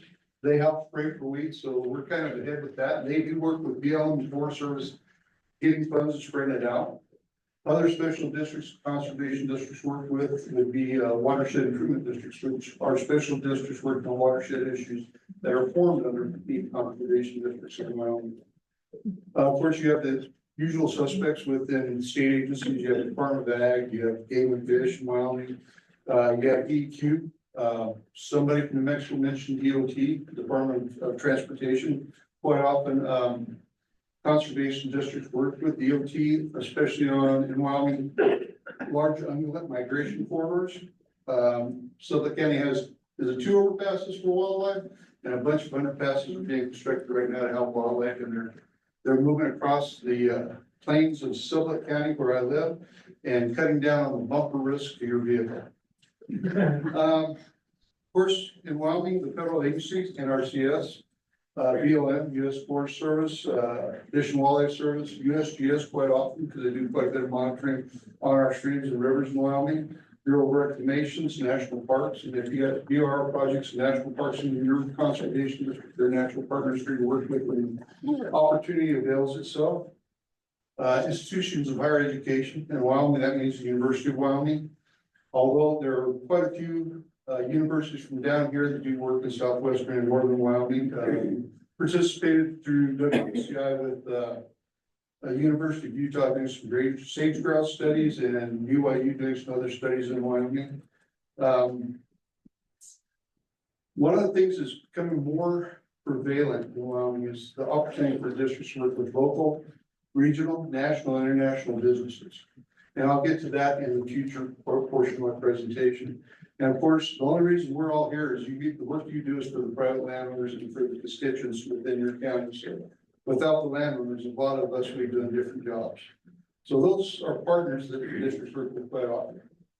I have a question here, and I'm not going to ask you to answer it. Who's missing from this list? It's your legislators and your governors. In Wyoming, we have the Wyoming Wildlife Natural Resource Trust Fund. I don't know if anybody's ever heard of that fund, but the last 3 governors plus maybe, and the legislators over the last decade, 2 decades or so, saw there was gonna be a need and an opportunity to take money from Wyoming, put it in a fund, grow that fund to $400 million, and then create a department underneath that fund that furnishes projects for anybody that makes application. And quite often it's conservation districts are the main recipient for that, because to be honest, it's quite a bit easier for a conservation district in Wyoming to manage multiple partners and money opportunities than it is for anybody else to do it. They do it very, very well. I take my hats off to everything they do. So the reason that happens is because the governors and legislators had something they want to get done. And now that's the president I'm talking about the past. I'm going to use the water quality grant program in Wyoming as an example of how to utilize the past and grow your opportunity. Sadly, I'm going to do a little bit of history of conservation districts in Wyoming. It's probably the same across the board, much similar. 41, the state legislature brought the act from the administration FDR in 37 into the Constitution, created an opportunity for conservation districts in Wyoming, and our first conservation district to come online in 41. Those guys, I don't know what they did. They must have been tough guys because they went 16 years out with funding from nowhere. They were getting stuff done, but I don't know how the heck they were doing it. Districts were formed under the State Conservation Committee from 41 on. In 1957, 16 years after the start of formation, was the first time they got any funding from anybody else from that committee. I don't know how much it was, but it was probably pittance. It's probably enough money to allow them to get to meetings and go places. Let's go another 10 years. In 67, the state legislature provided the first state appropriations conservation district is $1,000. Not much, but $1,000 went a lot further in 67 than it does today. So move along. We'll jump 20 years. We talked about mill levies. 87 mill levies came on from the legislature. So conservation districts go out and get a mill levy if their voting base approved that. I believe that first year, 8 or 9 districts got it done, and we're still about 70 districts that don't have mill levies.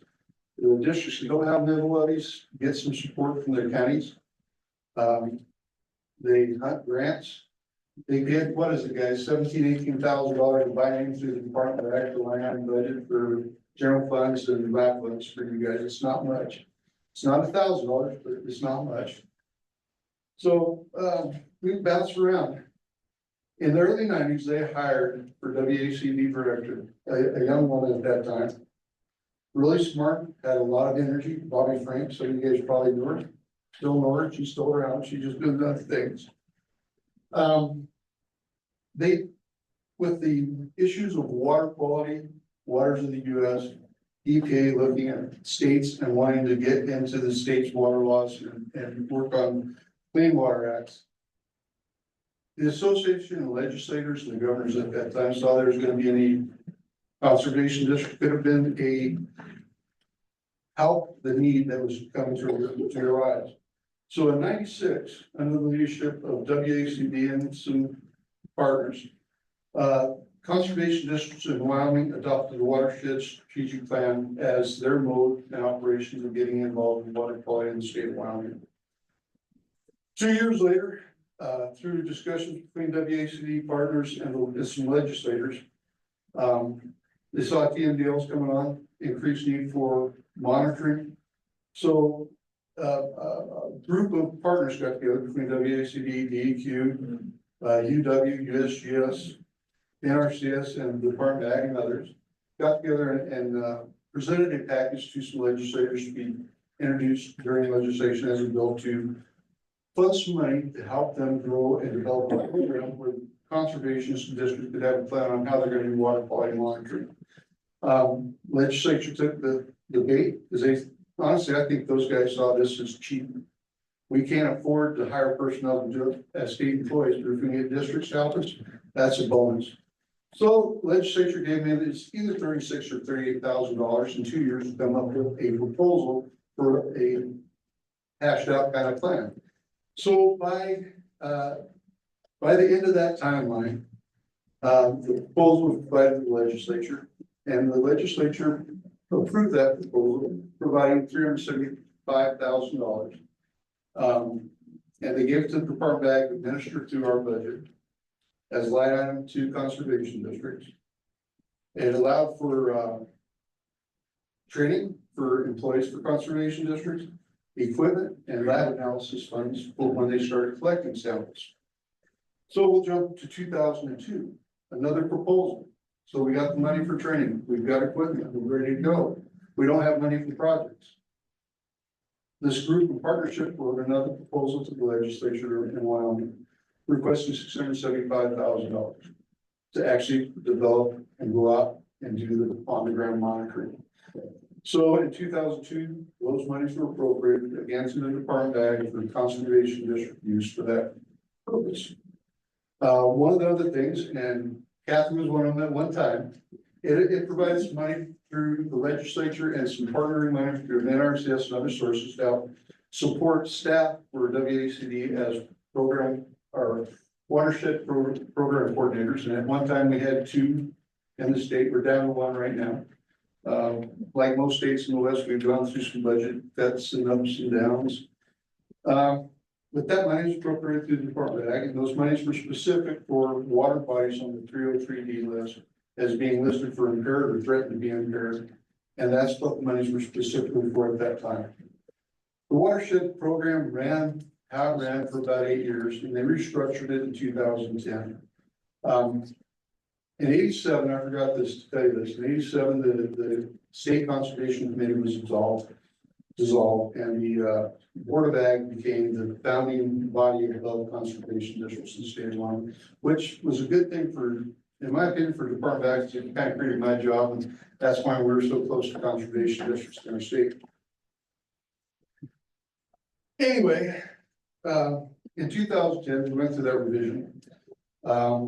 And we changed a little bit how that program worked, and it became titled the Wyoming Department of Ag Water Quality Program. But it's specific conservation district use. By the time the funds got to the project on the ground state is $450,000 per biennium. We've had some adjustment again because of state records going back and forth over time. But over that timeline, the first budget year of the renovated program was 2011 to 2024. These numbers are there. $3,300,000 have been appropriated for on the ground projects through conservation districts. If you divide that number up and you go, well, how else could the state have made this happen? $3,300,000. You're gonna hire people for DEQ to do the sampling. This is 146 projects over that timeline, $3.3 million. You could fund one person, one part-time person, a truck and their equipment, and you can't get the whole state surveyed in that amount of time with 2 guys running around an old pickup after 10 years. There's just no way. And one of the reasons and one of the pushes was total maximum daily load documents on water courses in Wyoming.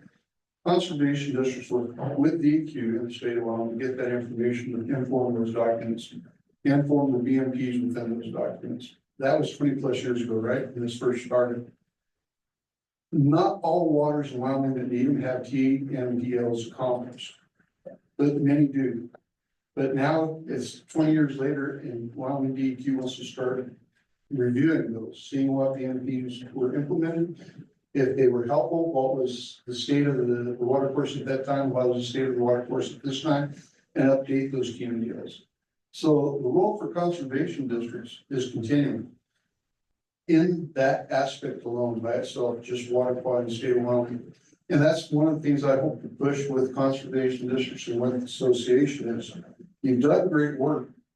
You tell your legislator what you're doing, but do you have the information on what your neighbors are doing? Can you build a story map for a region and within Wyoming and share that with your legislators? Share that with your governor, share that with other funding sources, what you're doing, and build a bigger story than just what your district's doing, but what you're doing at a landscape scale for your constituents and for the state. I'd love to see that program get reinvigorated with small money. So again, I said $3.3 million. for that program from 10 to now. One project, just one of those projects, and actually it's 3 projects that we funded through the Department for the Neutronic County Conservation District. They had taken, let's see, $70,000 out of 3 projects. They're working on getting the North Platte River running before, through, and past Casper, delisted for not meeting its slating levels for recreational use standards. I mean, everything's flood irrigation there. How do you stop leaching stuff out of the soils and throwing it back in the river? You pipe or you ditch everything in the concrete and you get to pivots. So from probably about 2014 to present, with our $70,000, and we were just startup money for these guys, they created partners with their city, with their county, legislators, with everybody in the world they can create partnerships with. That one project is brought about $4 million back to our 70,000 that we started with this conservation district. So that's pretty powerful. Our program, for every dollar the state has spent on the water quality program for conservation districts, it's a minimum of $3 has come back as match for conservation districts, and the program only requires a 30% match. So these guys are doing great work, working their tail off, helping out the state. Let's see, how am I doing the time? Because I can talk quicker, I really can. Future goal. My suggestion is be flexible. Know what your mission statement for this board is, what they're interested in. Understand what your statute requires. We'll be flexible and ready when opportunity gets there. Like this protocol ideal, I'm pretty sure they weren't worried about the 67. As a matter of fact, when it probably started in the 90s into 2000s, I bet there were some district supervisors going, I don't want to rattle my neighbors what's going on their property next to the river. So there might have been some of that hesitation. Be flexible, consider what's coming your way, and be proactive. And right now, be considerate. But we have a district that was one of the real program or project counts for the water quality program out of Cheyenne, Laramie County Conservation District. They would get 3 projects, everybody in them. They did great work. They had great staff. About 2018-19, they had changeover in district manager. The staff stayed the same, but the request for proposals would come. And I listened to them, but I never talked to anybody. Last year I talked to Jeff Garrett, the young man that runs the water quality program for that conservation district. I said, Jeff, how come you're not coming to us? He goes, it's not because we can't use your money. He says, but we made the commitment to start putting out contracts or proposals to TNC, the Bonneville Environmental Fund, and the National Fish and Wildlife Foundation. These funders work with private businesses who have a desire for finding volumetric benefit for water or footprint. I have to look for their dang words on their website. Balance their footprint impacts for their industry or their whatever business they have in your area. In the case of that conservation district in southeast Wyoming, there is a Microsoft establishment where they have a bunch of computers in there. They use a lot of water to fill that facility, and they wanted a volumetric benefit. And thank you, Kathy, for talking about those, what do they call the things in the ground? Thank you.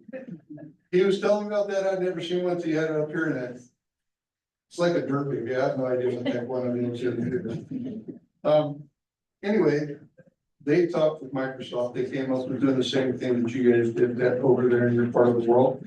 Microsoft funded that, and the volumetric benefit they got out of that deal, they can claim every year is over 1 million gallons of water going into that system, being filtered before it goes in that system. And they had set up funds to pay for recycling or replacing those catch basins or catch bags.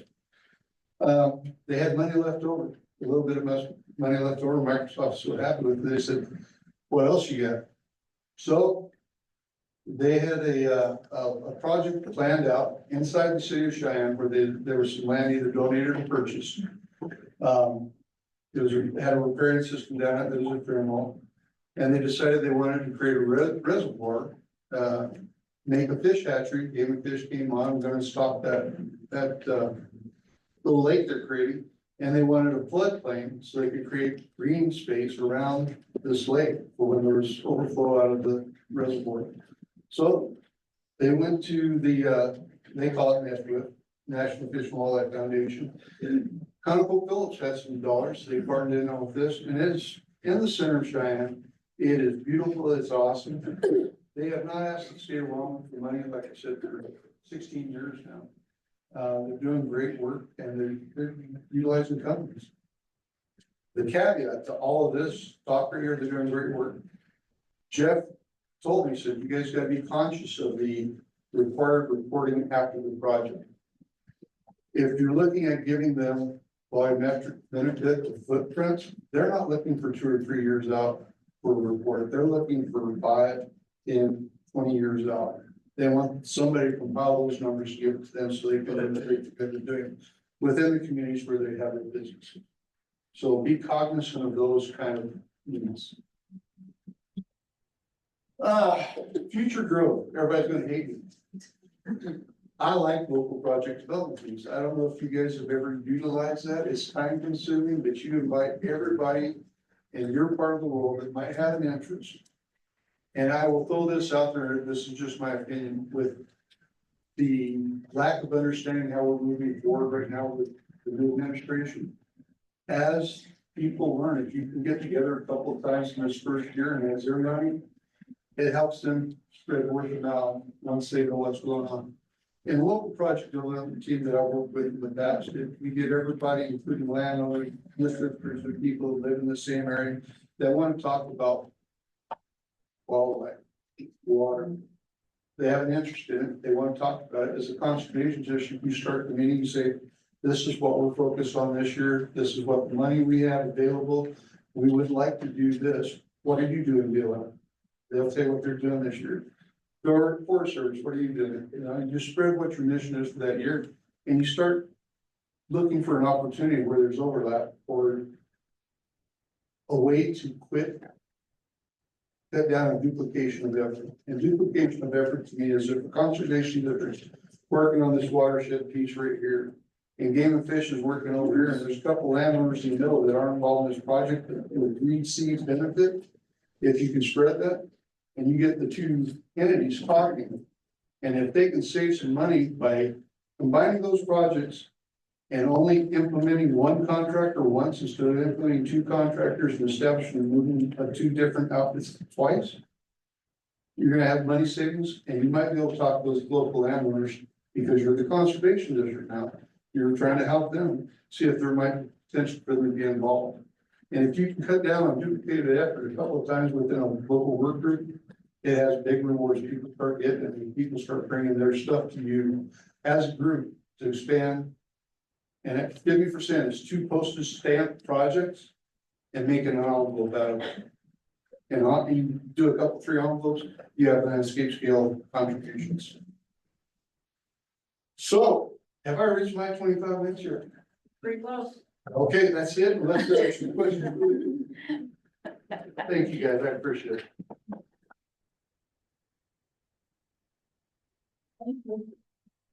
And we'll do this the same way we did those first ones, so there will be time for questions. You can grill these 2 experts. And then we'll have the full panel as well, at the end here. So our next speaker is Jim Boca. He's the Director of the Conservation Division of the Utah Department of Agriculture and Food.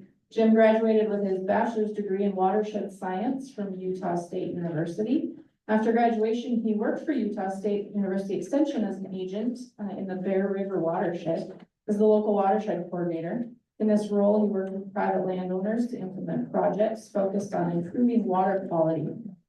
In 2010, he began working with the Utah Division of Water Quality, where he oversaw the non-point source pollution program. At DWQ, he oversaw their voluntary grant programs and assisted with the development of watershed plans, TMDLs on the statewide non-point source pollution management plan. And in the fall of 2021, he was hired as the Director of the Conservation Division at the Utah Department of Agriculture and Food. The division includes programs such as the Agriculture Water Optimization Program, Agriculture Resource Development Loan Program, Agricultural Voluntary Incentive Program, and the Land Conservation Program, Pollinator Programs, Utah Soil Health Program, and State Salinity Program, and has oversight of the state's 38 local conservation districts. Hey, well, that took up 5 of my, so no, it's good to be here. Hopefully you guys are enjoying Utah. It's a little tougher when you are attending in the state that you live in, you know, having to drive from northern Utah. So when I was sitting over there, I was watching my wife delivering sheep in our brand barn, up with my barn camera. And so it's tough to sit there and watch that. And it's like, when you know you can just get in your truck and drive back home, it's a little bit, but you get a little bit more distracted. But it's really great to be here today to talk to you about our relationship with the local conservation districts here in the state of Utah. I do think that our relationship is probably a little bit different than the relationship that some of you have. And I'm going to talk a little bit about that. So just real quick, in the state of Utah, we have 38 conservation districts, and you can see the map up there. Those 38 conservation districts are broken out into 7 zones, so 190 district supervisors are there. We don't hold elections here in the state of Utah. Ours are appointed by the Commissioner of Agriculture. And so once upon a time, they were elected officials, and that was a change that took place back in 2017. And whether that change was good or bad, I don't know. I think the jury's still out on that a little bit.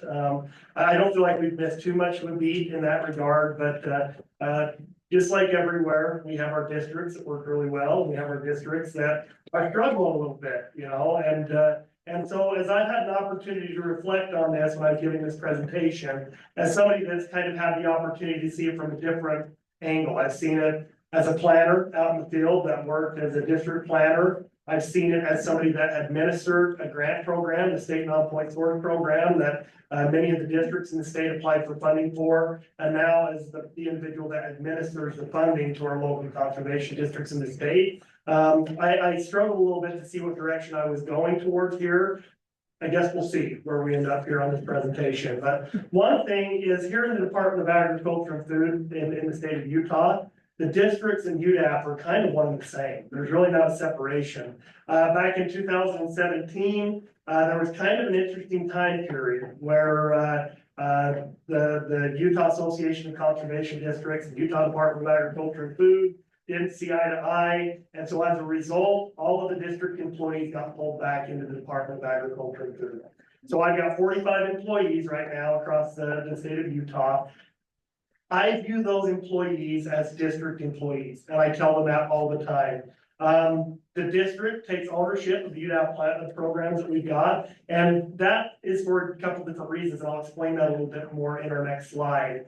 I make sure that all of those employees are present at the district meetings. In a lot of situations, we'll allow the districts to help write the work plans for those employees so that they feel like they've got ownership of that. I actually have employees that are stationed in each of those 7 districts around, or zones around the state. And they will facilitate the meetings for the local conservation districts. They'll help them write grants if they need to. And so really, they're really close. Really, I remember Ray Ledgerwood, who's had an opportunity to be in meetings with Ray Ledgerwood. If you haven't, you're going to. And it's a great privilege because he's a great man. I remember when I started the position I'm in now, he said the most important thing that you can do is help the districts understand how they got to where they're at and the authority that they hold. Because I think a lot of people don't understand that. I know right now, if you want to know the authority that the districts have in the state of Utah, you can go to section 17D of the state code. And it states how the district should be used, how they should be formed, and the authority that they hold at the county level and through their district levels. If districts don't understand that, they're going to have a really hard time being effective. And luckily, here in the state of Utah, I think a lot of them understand the reason that we're all here started back in the Dust Bowl. And a lot of the training starts back there of, you know, we're with the government, we're here to help is not an effective delivery system. And so the local conservation districts are utilized many, many times, not just in the Department of Agriculture and Food, but we used them all the time when I was over there at the Division of Water Quality. We used them all the time, you know, through the Division of Wildlife Resources to implement these cost share programs, to implement the grant programs that they have, because landowners just naturally trust other landowners. And so, that's what they do. We have several programs in the Department of Agriculture and Food. She read a lot of them off. Some of the big ones are water optimization, ag VIP, soil health. We've got loan programs for those producers. The districts are the ones that are out there pushing the Department of Agriculture and Food program. We had 131 events that were sponsored by conservation district boards throughout the state of Utah in 2024. And I mentioned the programs that we've got in the Department of Agriculture and Food. We literally have hundreds of millions of dollars in my division right now that we're trying to implement. We've got an ag water optimization program that has $276 million we're trying to get on the ground right now. We've got our ag VIP program that has $1.6 million that we're trying to get on the ground right now. We've got our loan programs, it's got over $40 million there that ag producers can come and get low interest rate loans. So if they get, if they have an NRCS project and they're having a hard time coming up with the cost share, come to us, we'll give you 2.75% loan to be able to help you cover up whatever you need on that. Our ag water optimization program that we have, it's meant to pay 50% of the project. So a lot of producers will come and get the other 50% from our program, our loan programs at 2.75%. That's how they fund the other 50% of their program. The landowners have understood that it's their role and their objective to be able to allow other landowners to be aware of the programs that are out there in the state of Utah. For the good of the agricultural community. It's not just their district. They're trying to be good stewards and trying to be good representatives of agriculture, and a lot of times they lobby for that, and they understand that role here in the state of Utah. All the programs that we oversee, all that money that I talked about, the policy is written by a group called the Utah Conservation Commission. In a sense, they're kind of the ones that give me my marching order. And right now, the people that sit on that board is the commissioner of the Department of Agriculture, the director of the Natural Resources, the president of USU Extension, a representative of the county weed supervisors, and then there's 7 zone representatives that are board members of the local conservation district. Essentially, it's the local conservation districts that are writing policy or approving policy for the programs we have in the Department of Agriculture and Food. They are the ones that are approving the entities that are funded through there. Every time we do a ranking and we select the people who are going to be funded through our grant programs, they're approved by the UCC. And so the local conservation districts still have a big voice in how we are managing the funding and the programs that we have here in the state of Utah. I wanted to give you just a few examples of how they promote the programs that we've got. And this is something that they've done really well, and I hope that you guys are doing the same thing throughout the state of Utah, but they started to have district-sponsored conservation fairs. And so the picture that you've got here was a conservation fair that was held up in Cache Valley. Like I say, our resource coordinator that oversees all the zone and all of the employees, they reached out to all of the project partners that had cost share programs within that area out there in northern Utah. Then they reached out to all of the people that do business with those agricultural producers, whether they were co-ops or whether they were tractor implement stores or whether they were Farm Bureau or other lending institutions, Western Ag Credit, all these people. And a lot of those people that have businesses sponsored the event. They helped pay for dinner. And then they all had booths around this big gymnasium. There were tables set up all around that gymnasium for those people to promote their stuff. But then at dinner, they allowed each of the state programs and the federal programs to talk about the opportunities that landowners had to receive grants from the state of Utah. Whether they be UDAP programs, or whether they be water quality programs, or whether they be NRCS programs. The thing that we found out that we need to do a better job in the state of Utah is a lot of the people that use these cost share programs are the same people over and over and over again. We knew that we needed to reach out to different audiences, and this was our mechanism that we utilized. And the districts were the main driver in this, as they started to do these district-sponsored conservation fairs to where we're getting 250 new producers that are showing up to these fairs for us in these small towns. And that's a huge amount of people in rural Utah, and they've worked out really, really well for us. Another thing that the districts have done really well is they are putting on a lot of district-sponsored tours. And this works really well for us because, once again, they're promoting our program. A lot of agricultural producers in the state of Utah want to sit back and wait. for their neighbor to implement a project and see if that project really is good as we tried to sell it to be, or to see if there's any strings attached to that money. And this is an opportunity that a lot of these districts say, let's go out there and tour some of these projects that we've implemented out there with all this different project money that we've got. The thing that I really like about this, that the districts in the state of Utah have done really, really well, is they invite the county commissioners to these tours. They invite the legislators to these tours. So when we go up on the hill and we start making funding requests and we want to promote programs and ask for additional funding, those legislators have seen the projects, they've seen the good that's out there. The county commissioners will speak about it. They invite, often a lot of times, these conservation districts to come and present at county commission meetings. They give annual reports about what the local conservation districts have done in that regard. And a lot of that has to do with the fact that they're inviting these county commissioners and these legislators to their district meetings. They're inviting them to the tours that they go on. They're inviting them to these dinner events. They're making sure that people hear what they're talking about. So the tours that you've got up here, you've got one. It was a small farm tour up in northern Utah. Once again, a lot of county commissioners, a lot of my staff were there to talk about the programs that were out there, as well as the other partners that we had. You've got the bottom picture, that was actually a water quality tour the district put together. They were talking about the beaver dam analog structures that have been put in the creek, because there were a lot of people that weren't sure if they wanted to implement these beaver dam analog structures. And the district said, well, let's go out there and show these people what beaver dam analog structures are, and let's show them how they work. And in a nutshell, they help benefit our program, they help benefit the Division of Wildlife Resources that are big believers in beaver relocation. They helped out the Division of Water Quality. That was an area, that watershed was one I worked on quite a bit when I was at the Division of Water Quality. And it was a sediment listing. And those beaver dam analog structures have gone a long way to fixing the sediment listing up there. So several partners are benefiting from the work that they're doing with these tours and these dinners.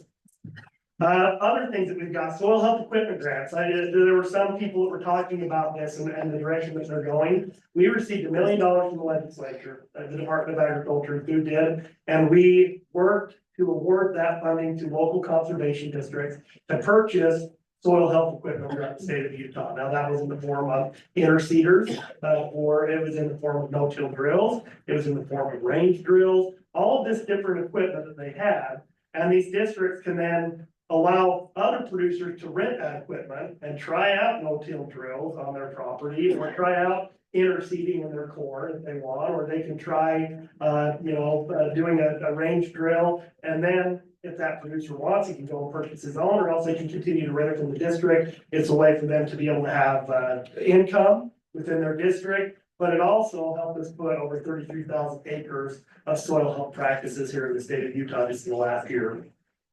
Another thing is that soil health workshops, like I said, the districts are always looking for opportunities to reach out. We were able to award $30,000 to local conservation districts to host dinners and educational events where they can have speakers that are brought in to talk to people about soil health, and it provides a forum for that. And so this is what we do. My staff members there, they are happy to work with the districts and help them put those workshops on. They're the ones that help apply for a lot of the grants that are out there. It's just been a really good partnership, and without the local conservation districts, I think soil health would not have taken place here in the state of Utah. Another thing, I mean, obviously, you can't talk about partners and the importance of partners without talking about project work.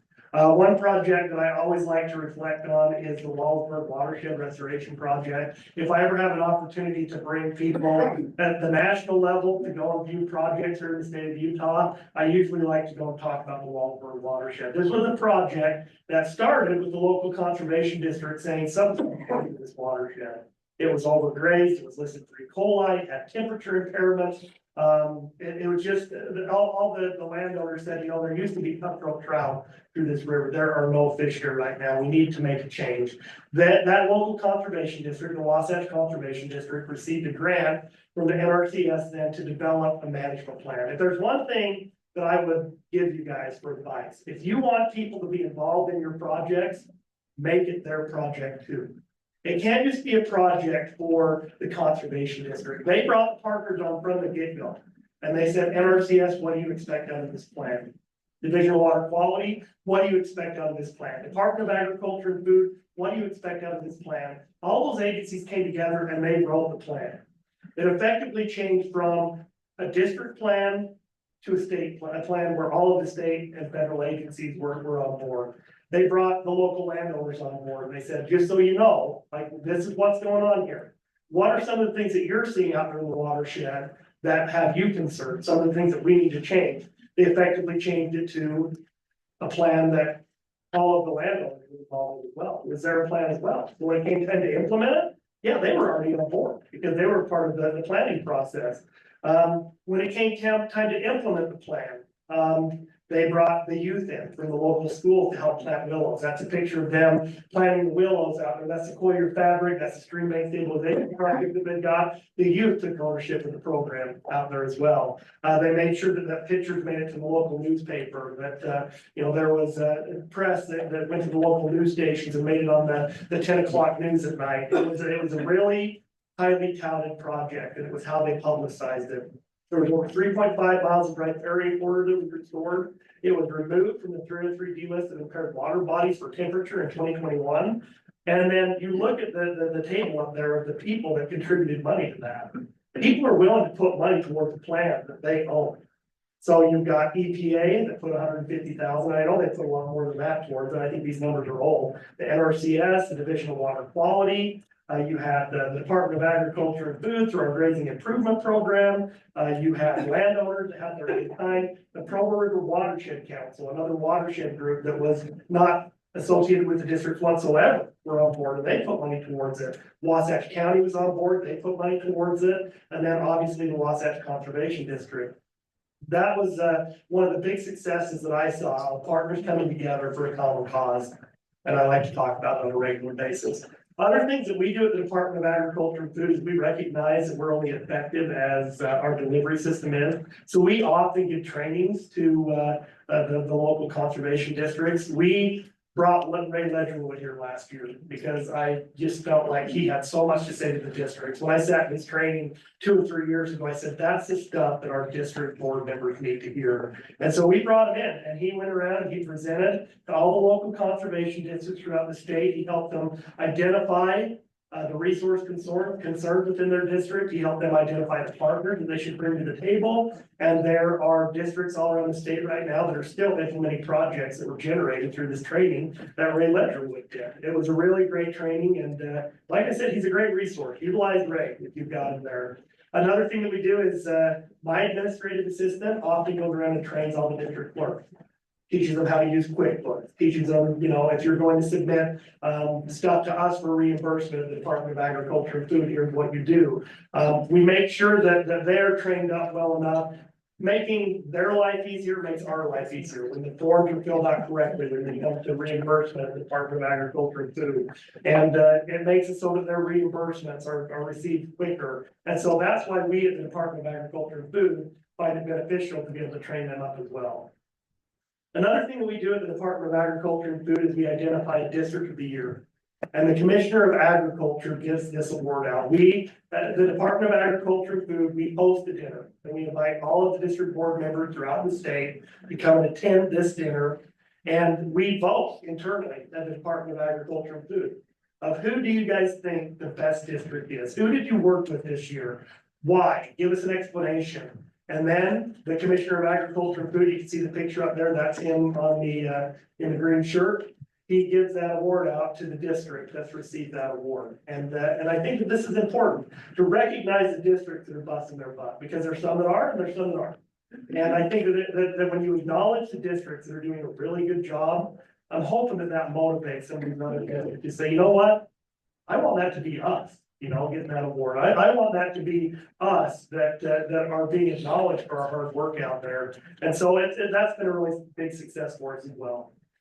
Once again, if you ask me, what can you do? As a perspective as somebody that's on the state level, you need to give them opportunities to interact with other people. That was one of the questions in the paper that came to me was, how do you help those districts become more confident when they work with those partners?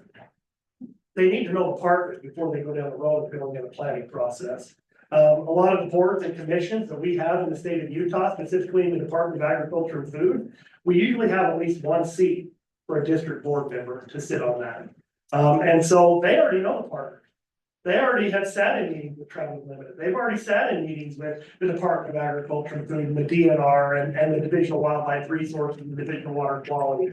They've had the opportunity to interact with them.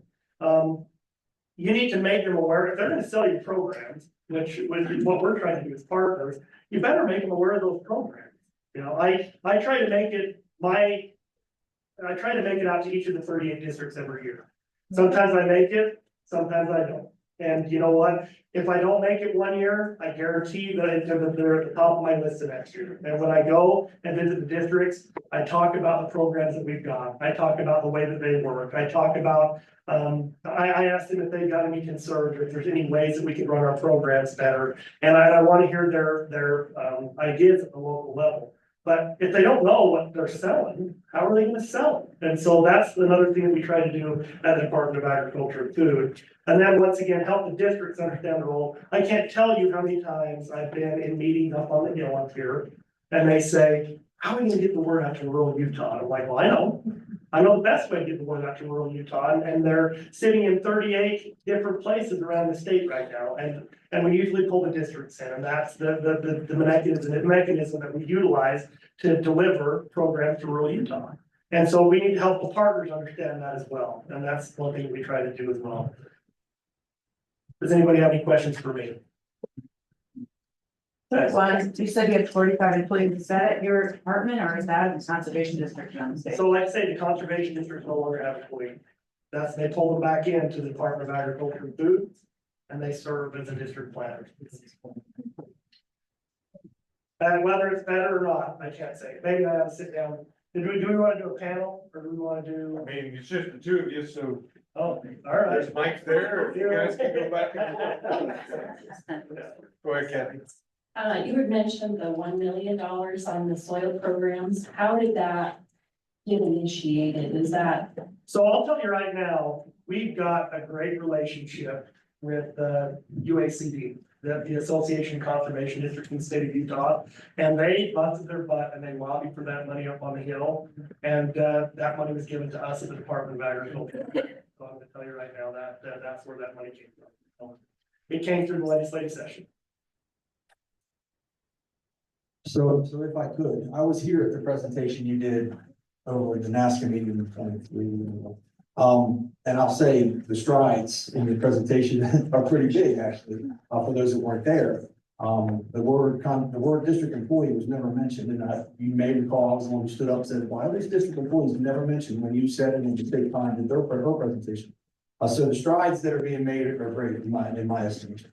Now you say that the district employees were pulled back into, were they state employees the whole time? Or? No, so they were district employees, and it was kind of a crazy thing in the sense that while they were district employees, they had pretty meager benefits. And it was a weird time in that they liked where they were at. They weren't sure they wanted to come over to the Department of Agriculture and Food. And it was well before my time. But the thing that worked well is at the time, if you'd asked them, you want to work for the Department of Agriculture and Food instead of the districts, they would say no.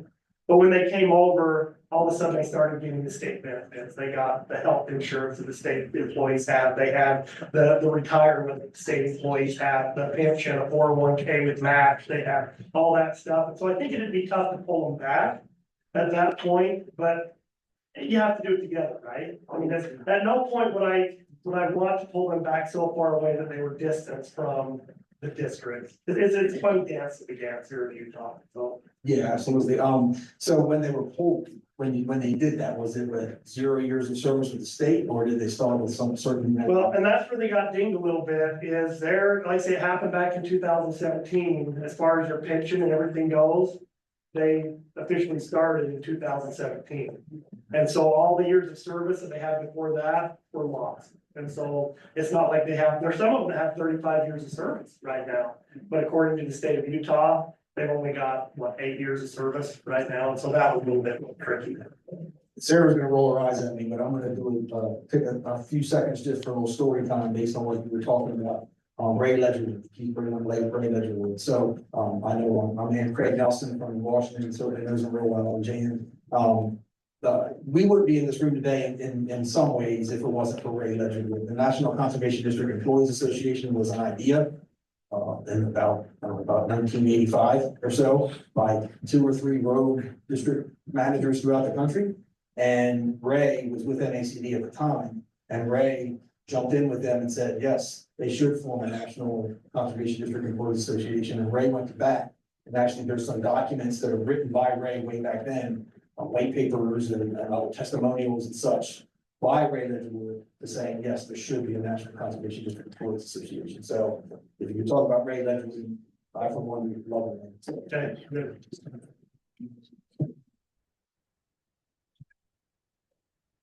Any other questions? If you could elaborate a little bit more on your, Wallsburg watershed restoration, so you mentioned that a lot of it was driven by water quality.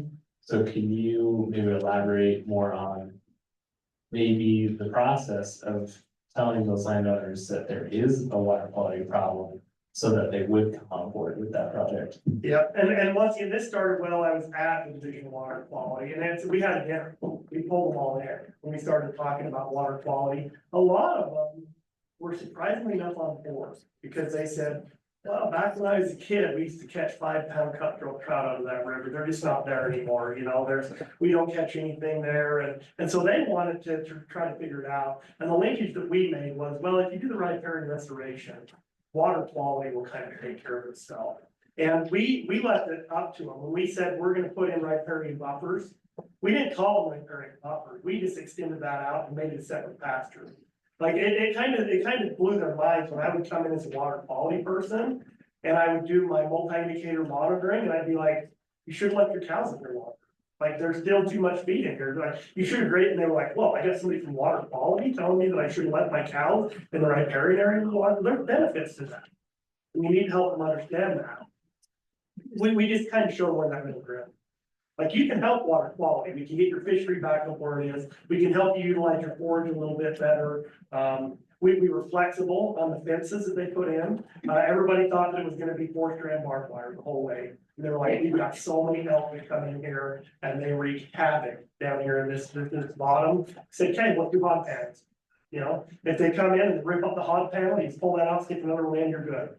And we work with them on a lot of that stuff. I think you've got to hit that middle ground. You've got to find that middle ground. So that was kind of where we were at. But I have a question real quick. I'm gonna jump in. Just for both of you, your perspectives on maybe reluctant partners and how do you overcome that and build that relationship with people who maybe are, I don't want to work with you so much.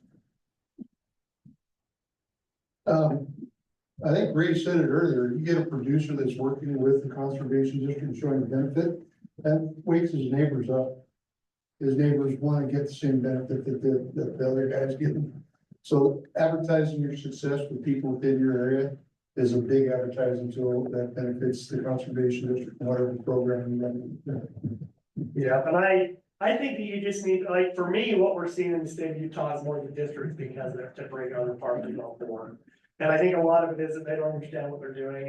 And I know one of the other questions you're gonna ask this, because it was on the thing that you're gonna ask me, but what are some examples that we've got? The Nature Conservancy District is a classic example of this. Like if you were to ask the state of Utah, you know, before the last 4 or 5 years in the district, you want to work with the Nature Conservancy, they'd be like, no way, they're a bunch of tree huggers. Like we don't want the Nature Conservancy up in our business. And you know what? They have, the Nature Conservancy has made it a concerted effort to go to a lot of the district meetings and say, look, like, we're not saying that we are anti-agriculture, we're not saying that we're anti-hunting, we're not saying that we're anti, you know, public rights. There's some middle ground here, like I've said, that we can meet. And the Nature Conservancy's actually come in and been a really good partner. And I think that's just what it is that you've got to get them in the same room. And you've got to make sure that each of them understand what their objectives are. Here's what we want to do, here's what we want to do, where do they overlap? And I think that's the main part of doing that. Yeah, and I'll add to that, because we just entered into $1 million agreement for 5 years with TNC, and I think it's, you find the things you agree upon, and you move forward with that. You don't necessarily hang on the stuff you don't agree upon. Because TNC is a worldwide organization, and there is stuff that even the Wyoming chapter doesn't agree with, but so you find that common ground and move forward. I have a question. Yeah, I already said that. I didn't say it. It's just a quick question. You had mentioned the conservation fairs that districts host. Are they mainly just like booths and vendors, or what are some of the topics that have been offered at some of those? So the main purpose of that is to, first of all, make an event for those agricultural producers that want to come to.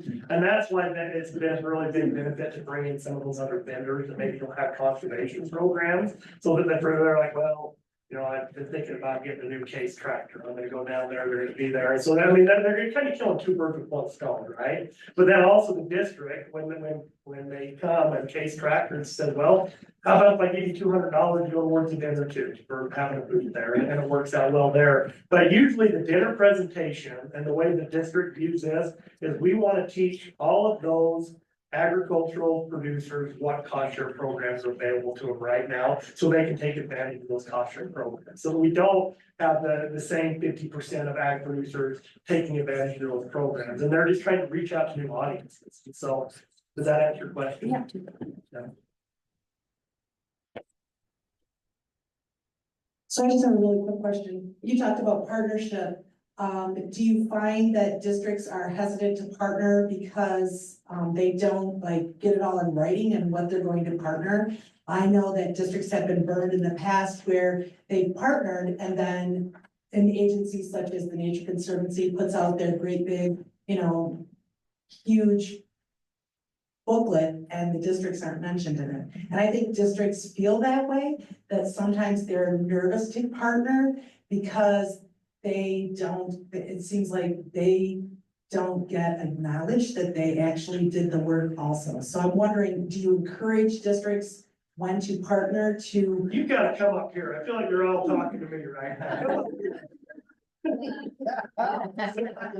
So do you encourage districts to get in writing what each partner wants out of this or how they agree upon? So that one doesn't walk away and isn't in the, you know, the spread that gets put out that, you know, I think that I'm just curious.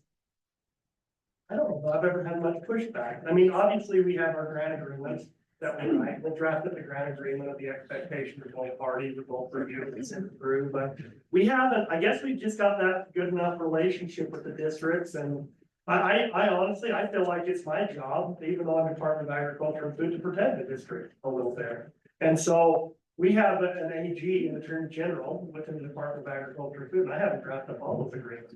And there have been a lot of times when I've been going through the agreements and I point things out that, well, I think the district would want you to change this, or the district would want you to change that. I never really ran into any situations like that. Yeah, I'll leave up the answer to some of the district managers here, but the same thing. I don't remember any kickback from that type of scenario. Where there has been kickback once, about 6, 7, 8 years ago, there was a NGO coming into Wyoming claiming that he was partnered with conservation districts and he never reached out to them. That made it really tough for them to want to be involved with what was going to happen anyway. And it was when our CPP first came out, and it was on the east side of the state, and districts were very hesitant to want to talk to them about that because they were claiming that.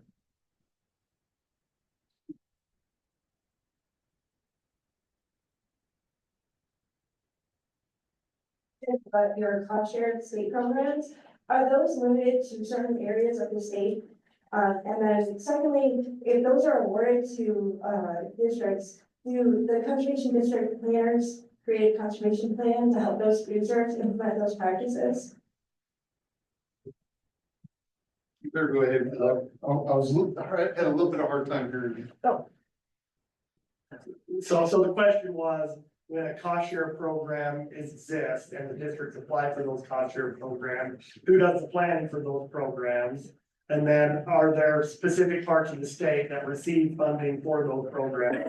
And then what else? Like those total maximum daily loads are only in certain watersheds, so that those cost share dollars only go to those districts and those producers in those watersheds. So within the Department of Agriculture and Food, so I mentioned our ag water optimization program, $276 million we've got put out there. That was given to us in hopes that we could help get more water to the Great Salt Lake. And so we do fund projects all around the state of Utah. And, but when we do the ranking criteria, you'll get a few more points if you're in a Great Salt Lake watershed. With that being said, most of the other programs that we've got are not specific to just that area. As far as the plans go, once again, we don't contract directly with the conservation districts very often. They promote the program.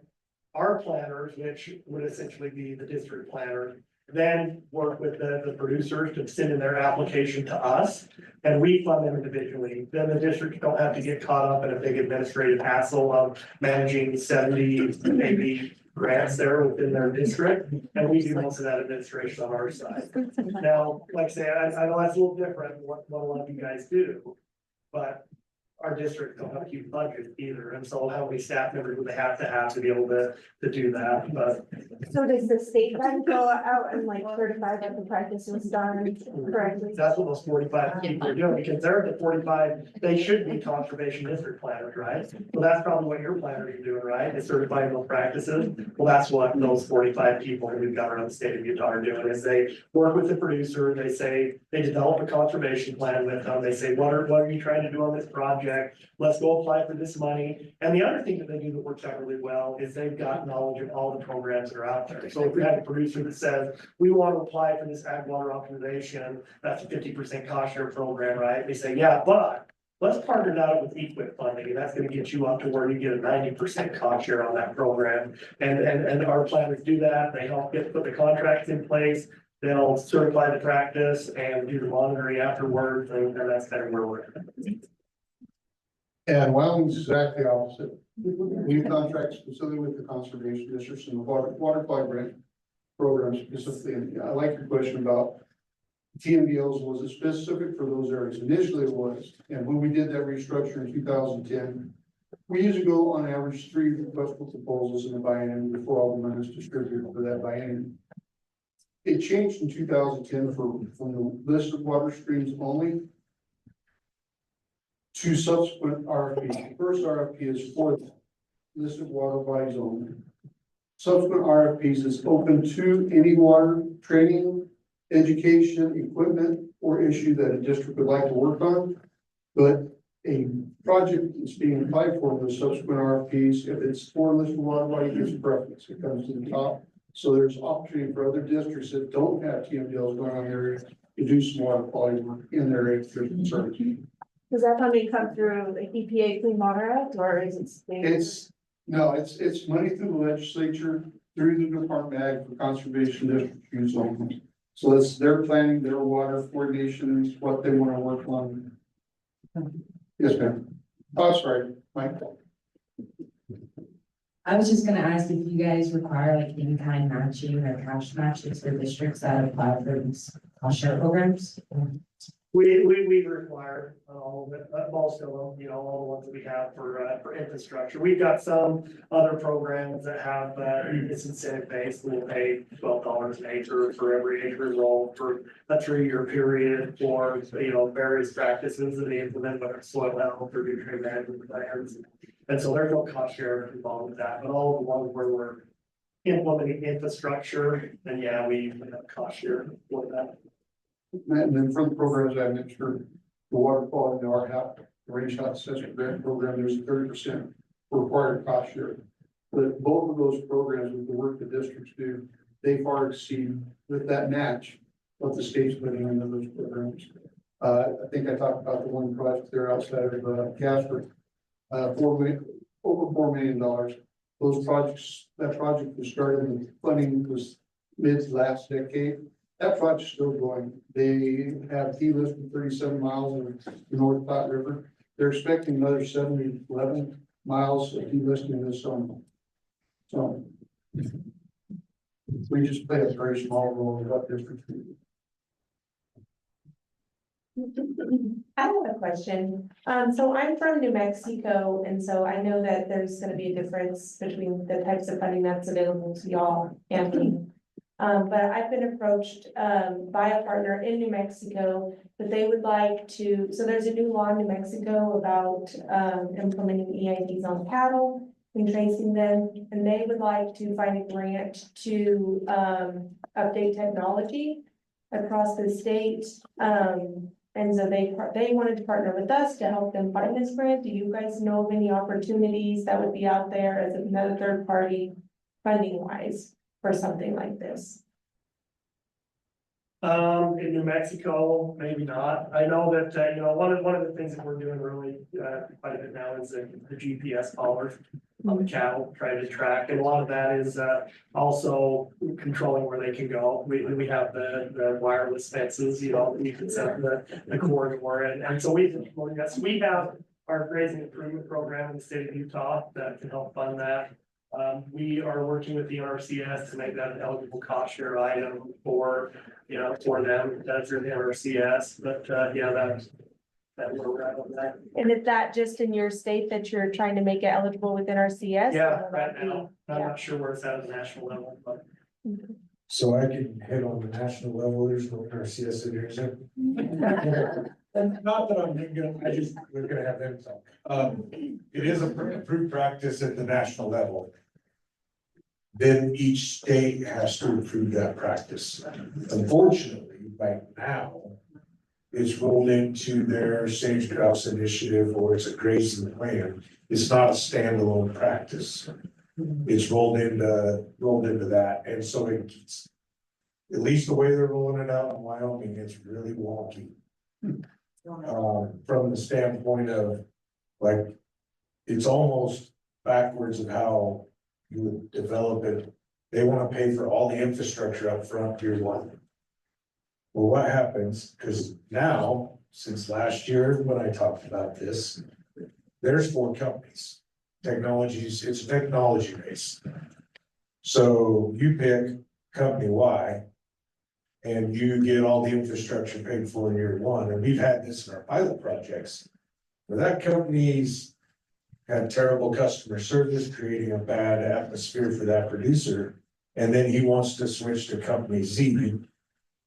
Their technology, it's like AT&T and Verizon, you can't just take that cell phone over there and reprogram it. So you've got to buy all new infrastructure. So it's really important, what we've stressed to our producers in Wyoming. And through our district, we do a pilot for up to 2 years. One, they can figure out the programming, because the learning curve for producers that don't play on a computer all the time to run those platforms is huge. So really, the first year is just learning it.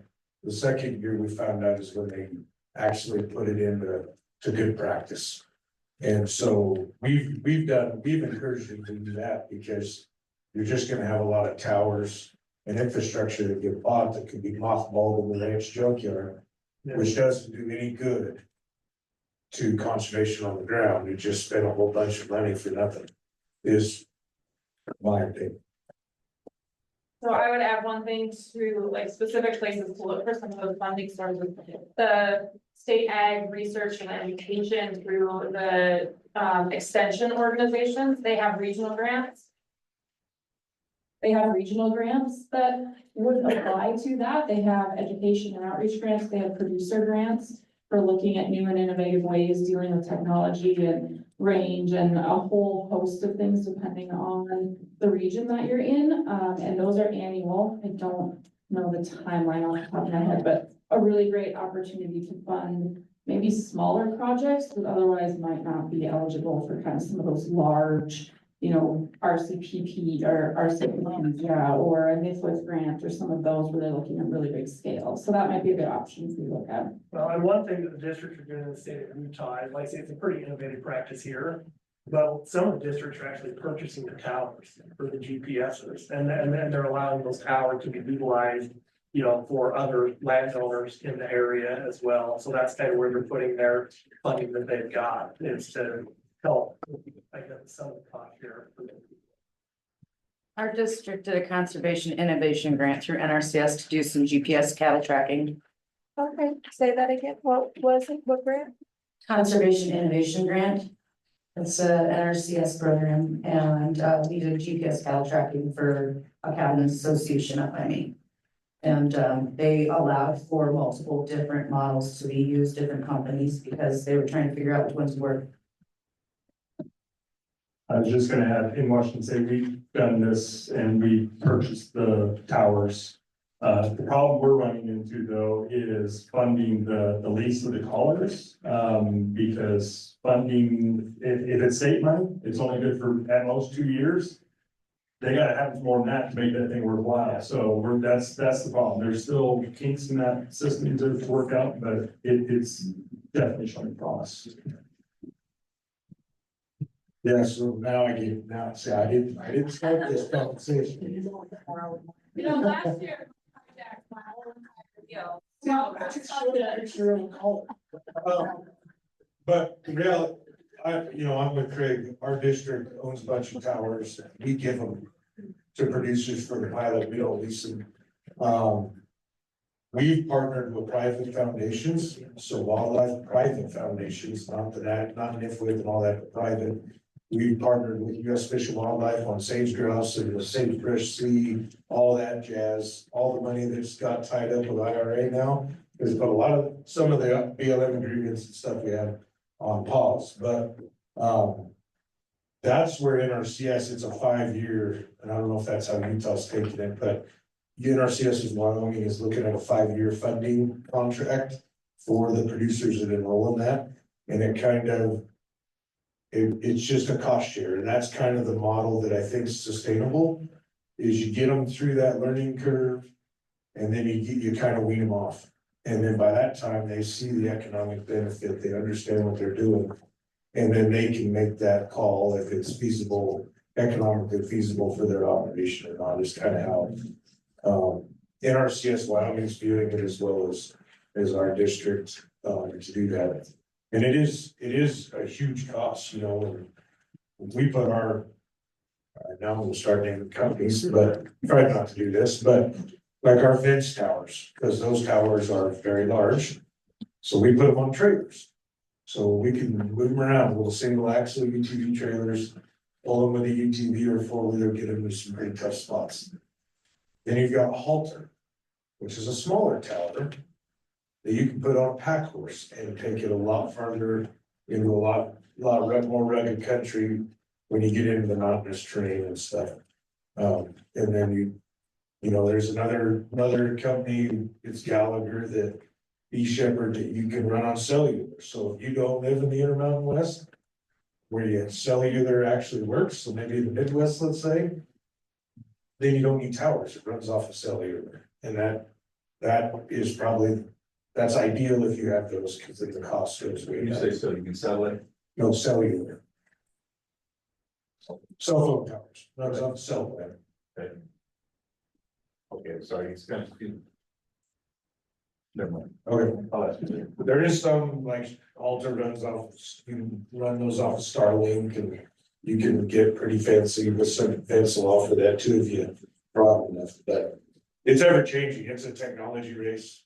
Some of these companies are behind the 8 ball, some are ahead in relation to the others, so if you do work with producers on any new technology, not just cow collars, as Sarah calls them, you gotta really make sure my message always to them is, no matter what technology, talk to everybody, everybody's trying to sell you on it, talk to everybody.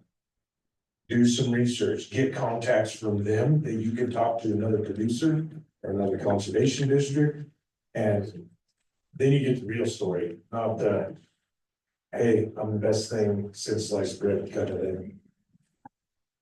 Peter. This is a comment for Jim. Jim, I was the Southwest Region rep for this organization, so Utah was one of the states that we had. Back around 2015, so I'm real familiar with the 2015 and 2017. And as that Southwest rep, Utah was always a tough nut to crack. And I didn't get to crack that nut, but I wanted to thank you today for being here on behalf of the Utah Association, the Utah Department of Agriculture. And letting us know that those are district employees in your opinion, and that maybe we can work together with the Utah's Conservation Commission, the Utah Department of Agriculture, and this organization. And Thank you. Yeah, for sure. Like I say, let's hope we can do to help. All righty, any other questions?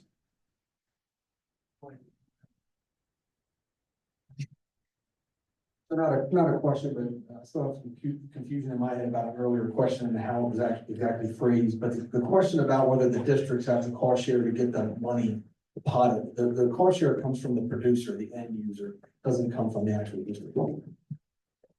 They get the money. In the state of Wyoming, it's the district, usually districts and the landowners. It can be either or, but it's usually the district because they're the ones signing the contract. We don't sign a contract with the landowner. The Department of Ag does, we sign with the conservation district. Okay, I'm glad I brought it up then. So where does the money come from the district to pay to get the money? Other cost shares or its in-kind actions from the conservation district to make up that 30%. Yeah, I'm glad I was Yeah. All righty, well, if everybody can give Justin and Jim a big round of applause. Everybody. And things Justin does in paradise, because he lives in paradise. With that, I'm gonna turn it over to Sarah to talk about Sunday nights and also Sunday afternoon or evening, and also to do the QR thing. Yeah, so, thank you all so much. I think our presenters were fantastic and we'll hang around here for a few minutes if you want to visit with any of them. We will work to get this put up on the website with their contact info and everything, so please bother them. Please reach out to them. And I have found that if you ask questions, people are 98% of the time really happy to answer questions and help talk you through things or provide a contact that they may know. It's a very small world really when you start working in it. So yeah, it's pretty easy to get a hold of someone that would be relevant in your state or your district, et cetera. So please reach out. Just a couple of things, again, the QR code on the back of these papers. We will have a booth at the expo, so you can stop by and visit with us throughout the week as well. And talk about any questions on district employee resources, any questions you might have, things that are going on that maybe we can help you with. We don't limit ourselves just to training, so if there are other things going on that you think, hey, I need an ear, please stop by. We're more than happy to visit with you. And we are hosting a social Sunday evening, so tomorrow, starting at 5:30, you can come for some food and some beverages of your choice. It's on the 4th floor in the Traverse Room. It's in the program, so, but please, I welcome you all to join us. We will all be there. All of your district or all of your regional directors and regional alternates will be there. So it's a great opportunity to visit. Yes, we have already arranged, there's some game going on, I guess, I don't know, not my thing, but yes, the game will be on. So you can stop in, have some snacks and some food with us and visit about all things conservation and anything else you want to talk about. So, Tim says it's a cash bar, so we're not paying for your drinks, just so you know. But the food is free. And this webinar, so February's webinar is Wednesday, the 26th, and then every 4th Wednesday after that. So please join us for those. We do record them and put them on the website. So you can go back, or if you can't be there that day, you can use those as resources. So again, thank you so much. Thank you to our presenters. I think they deserve a round of applause. Again. And I hope you all have a fantastic week here in Salt Lake City.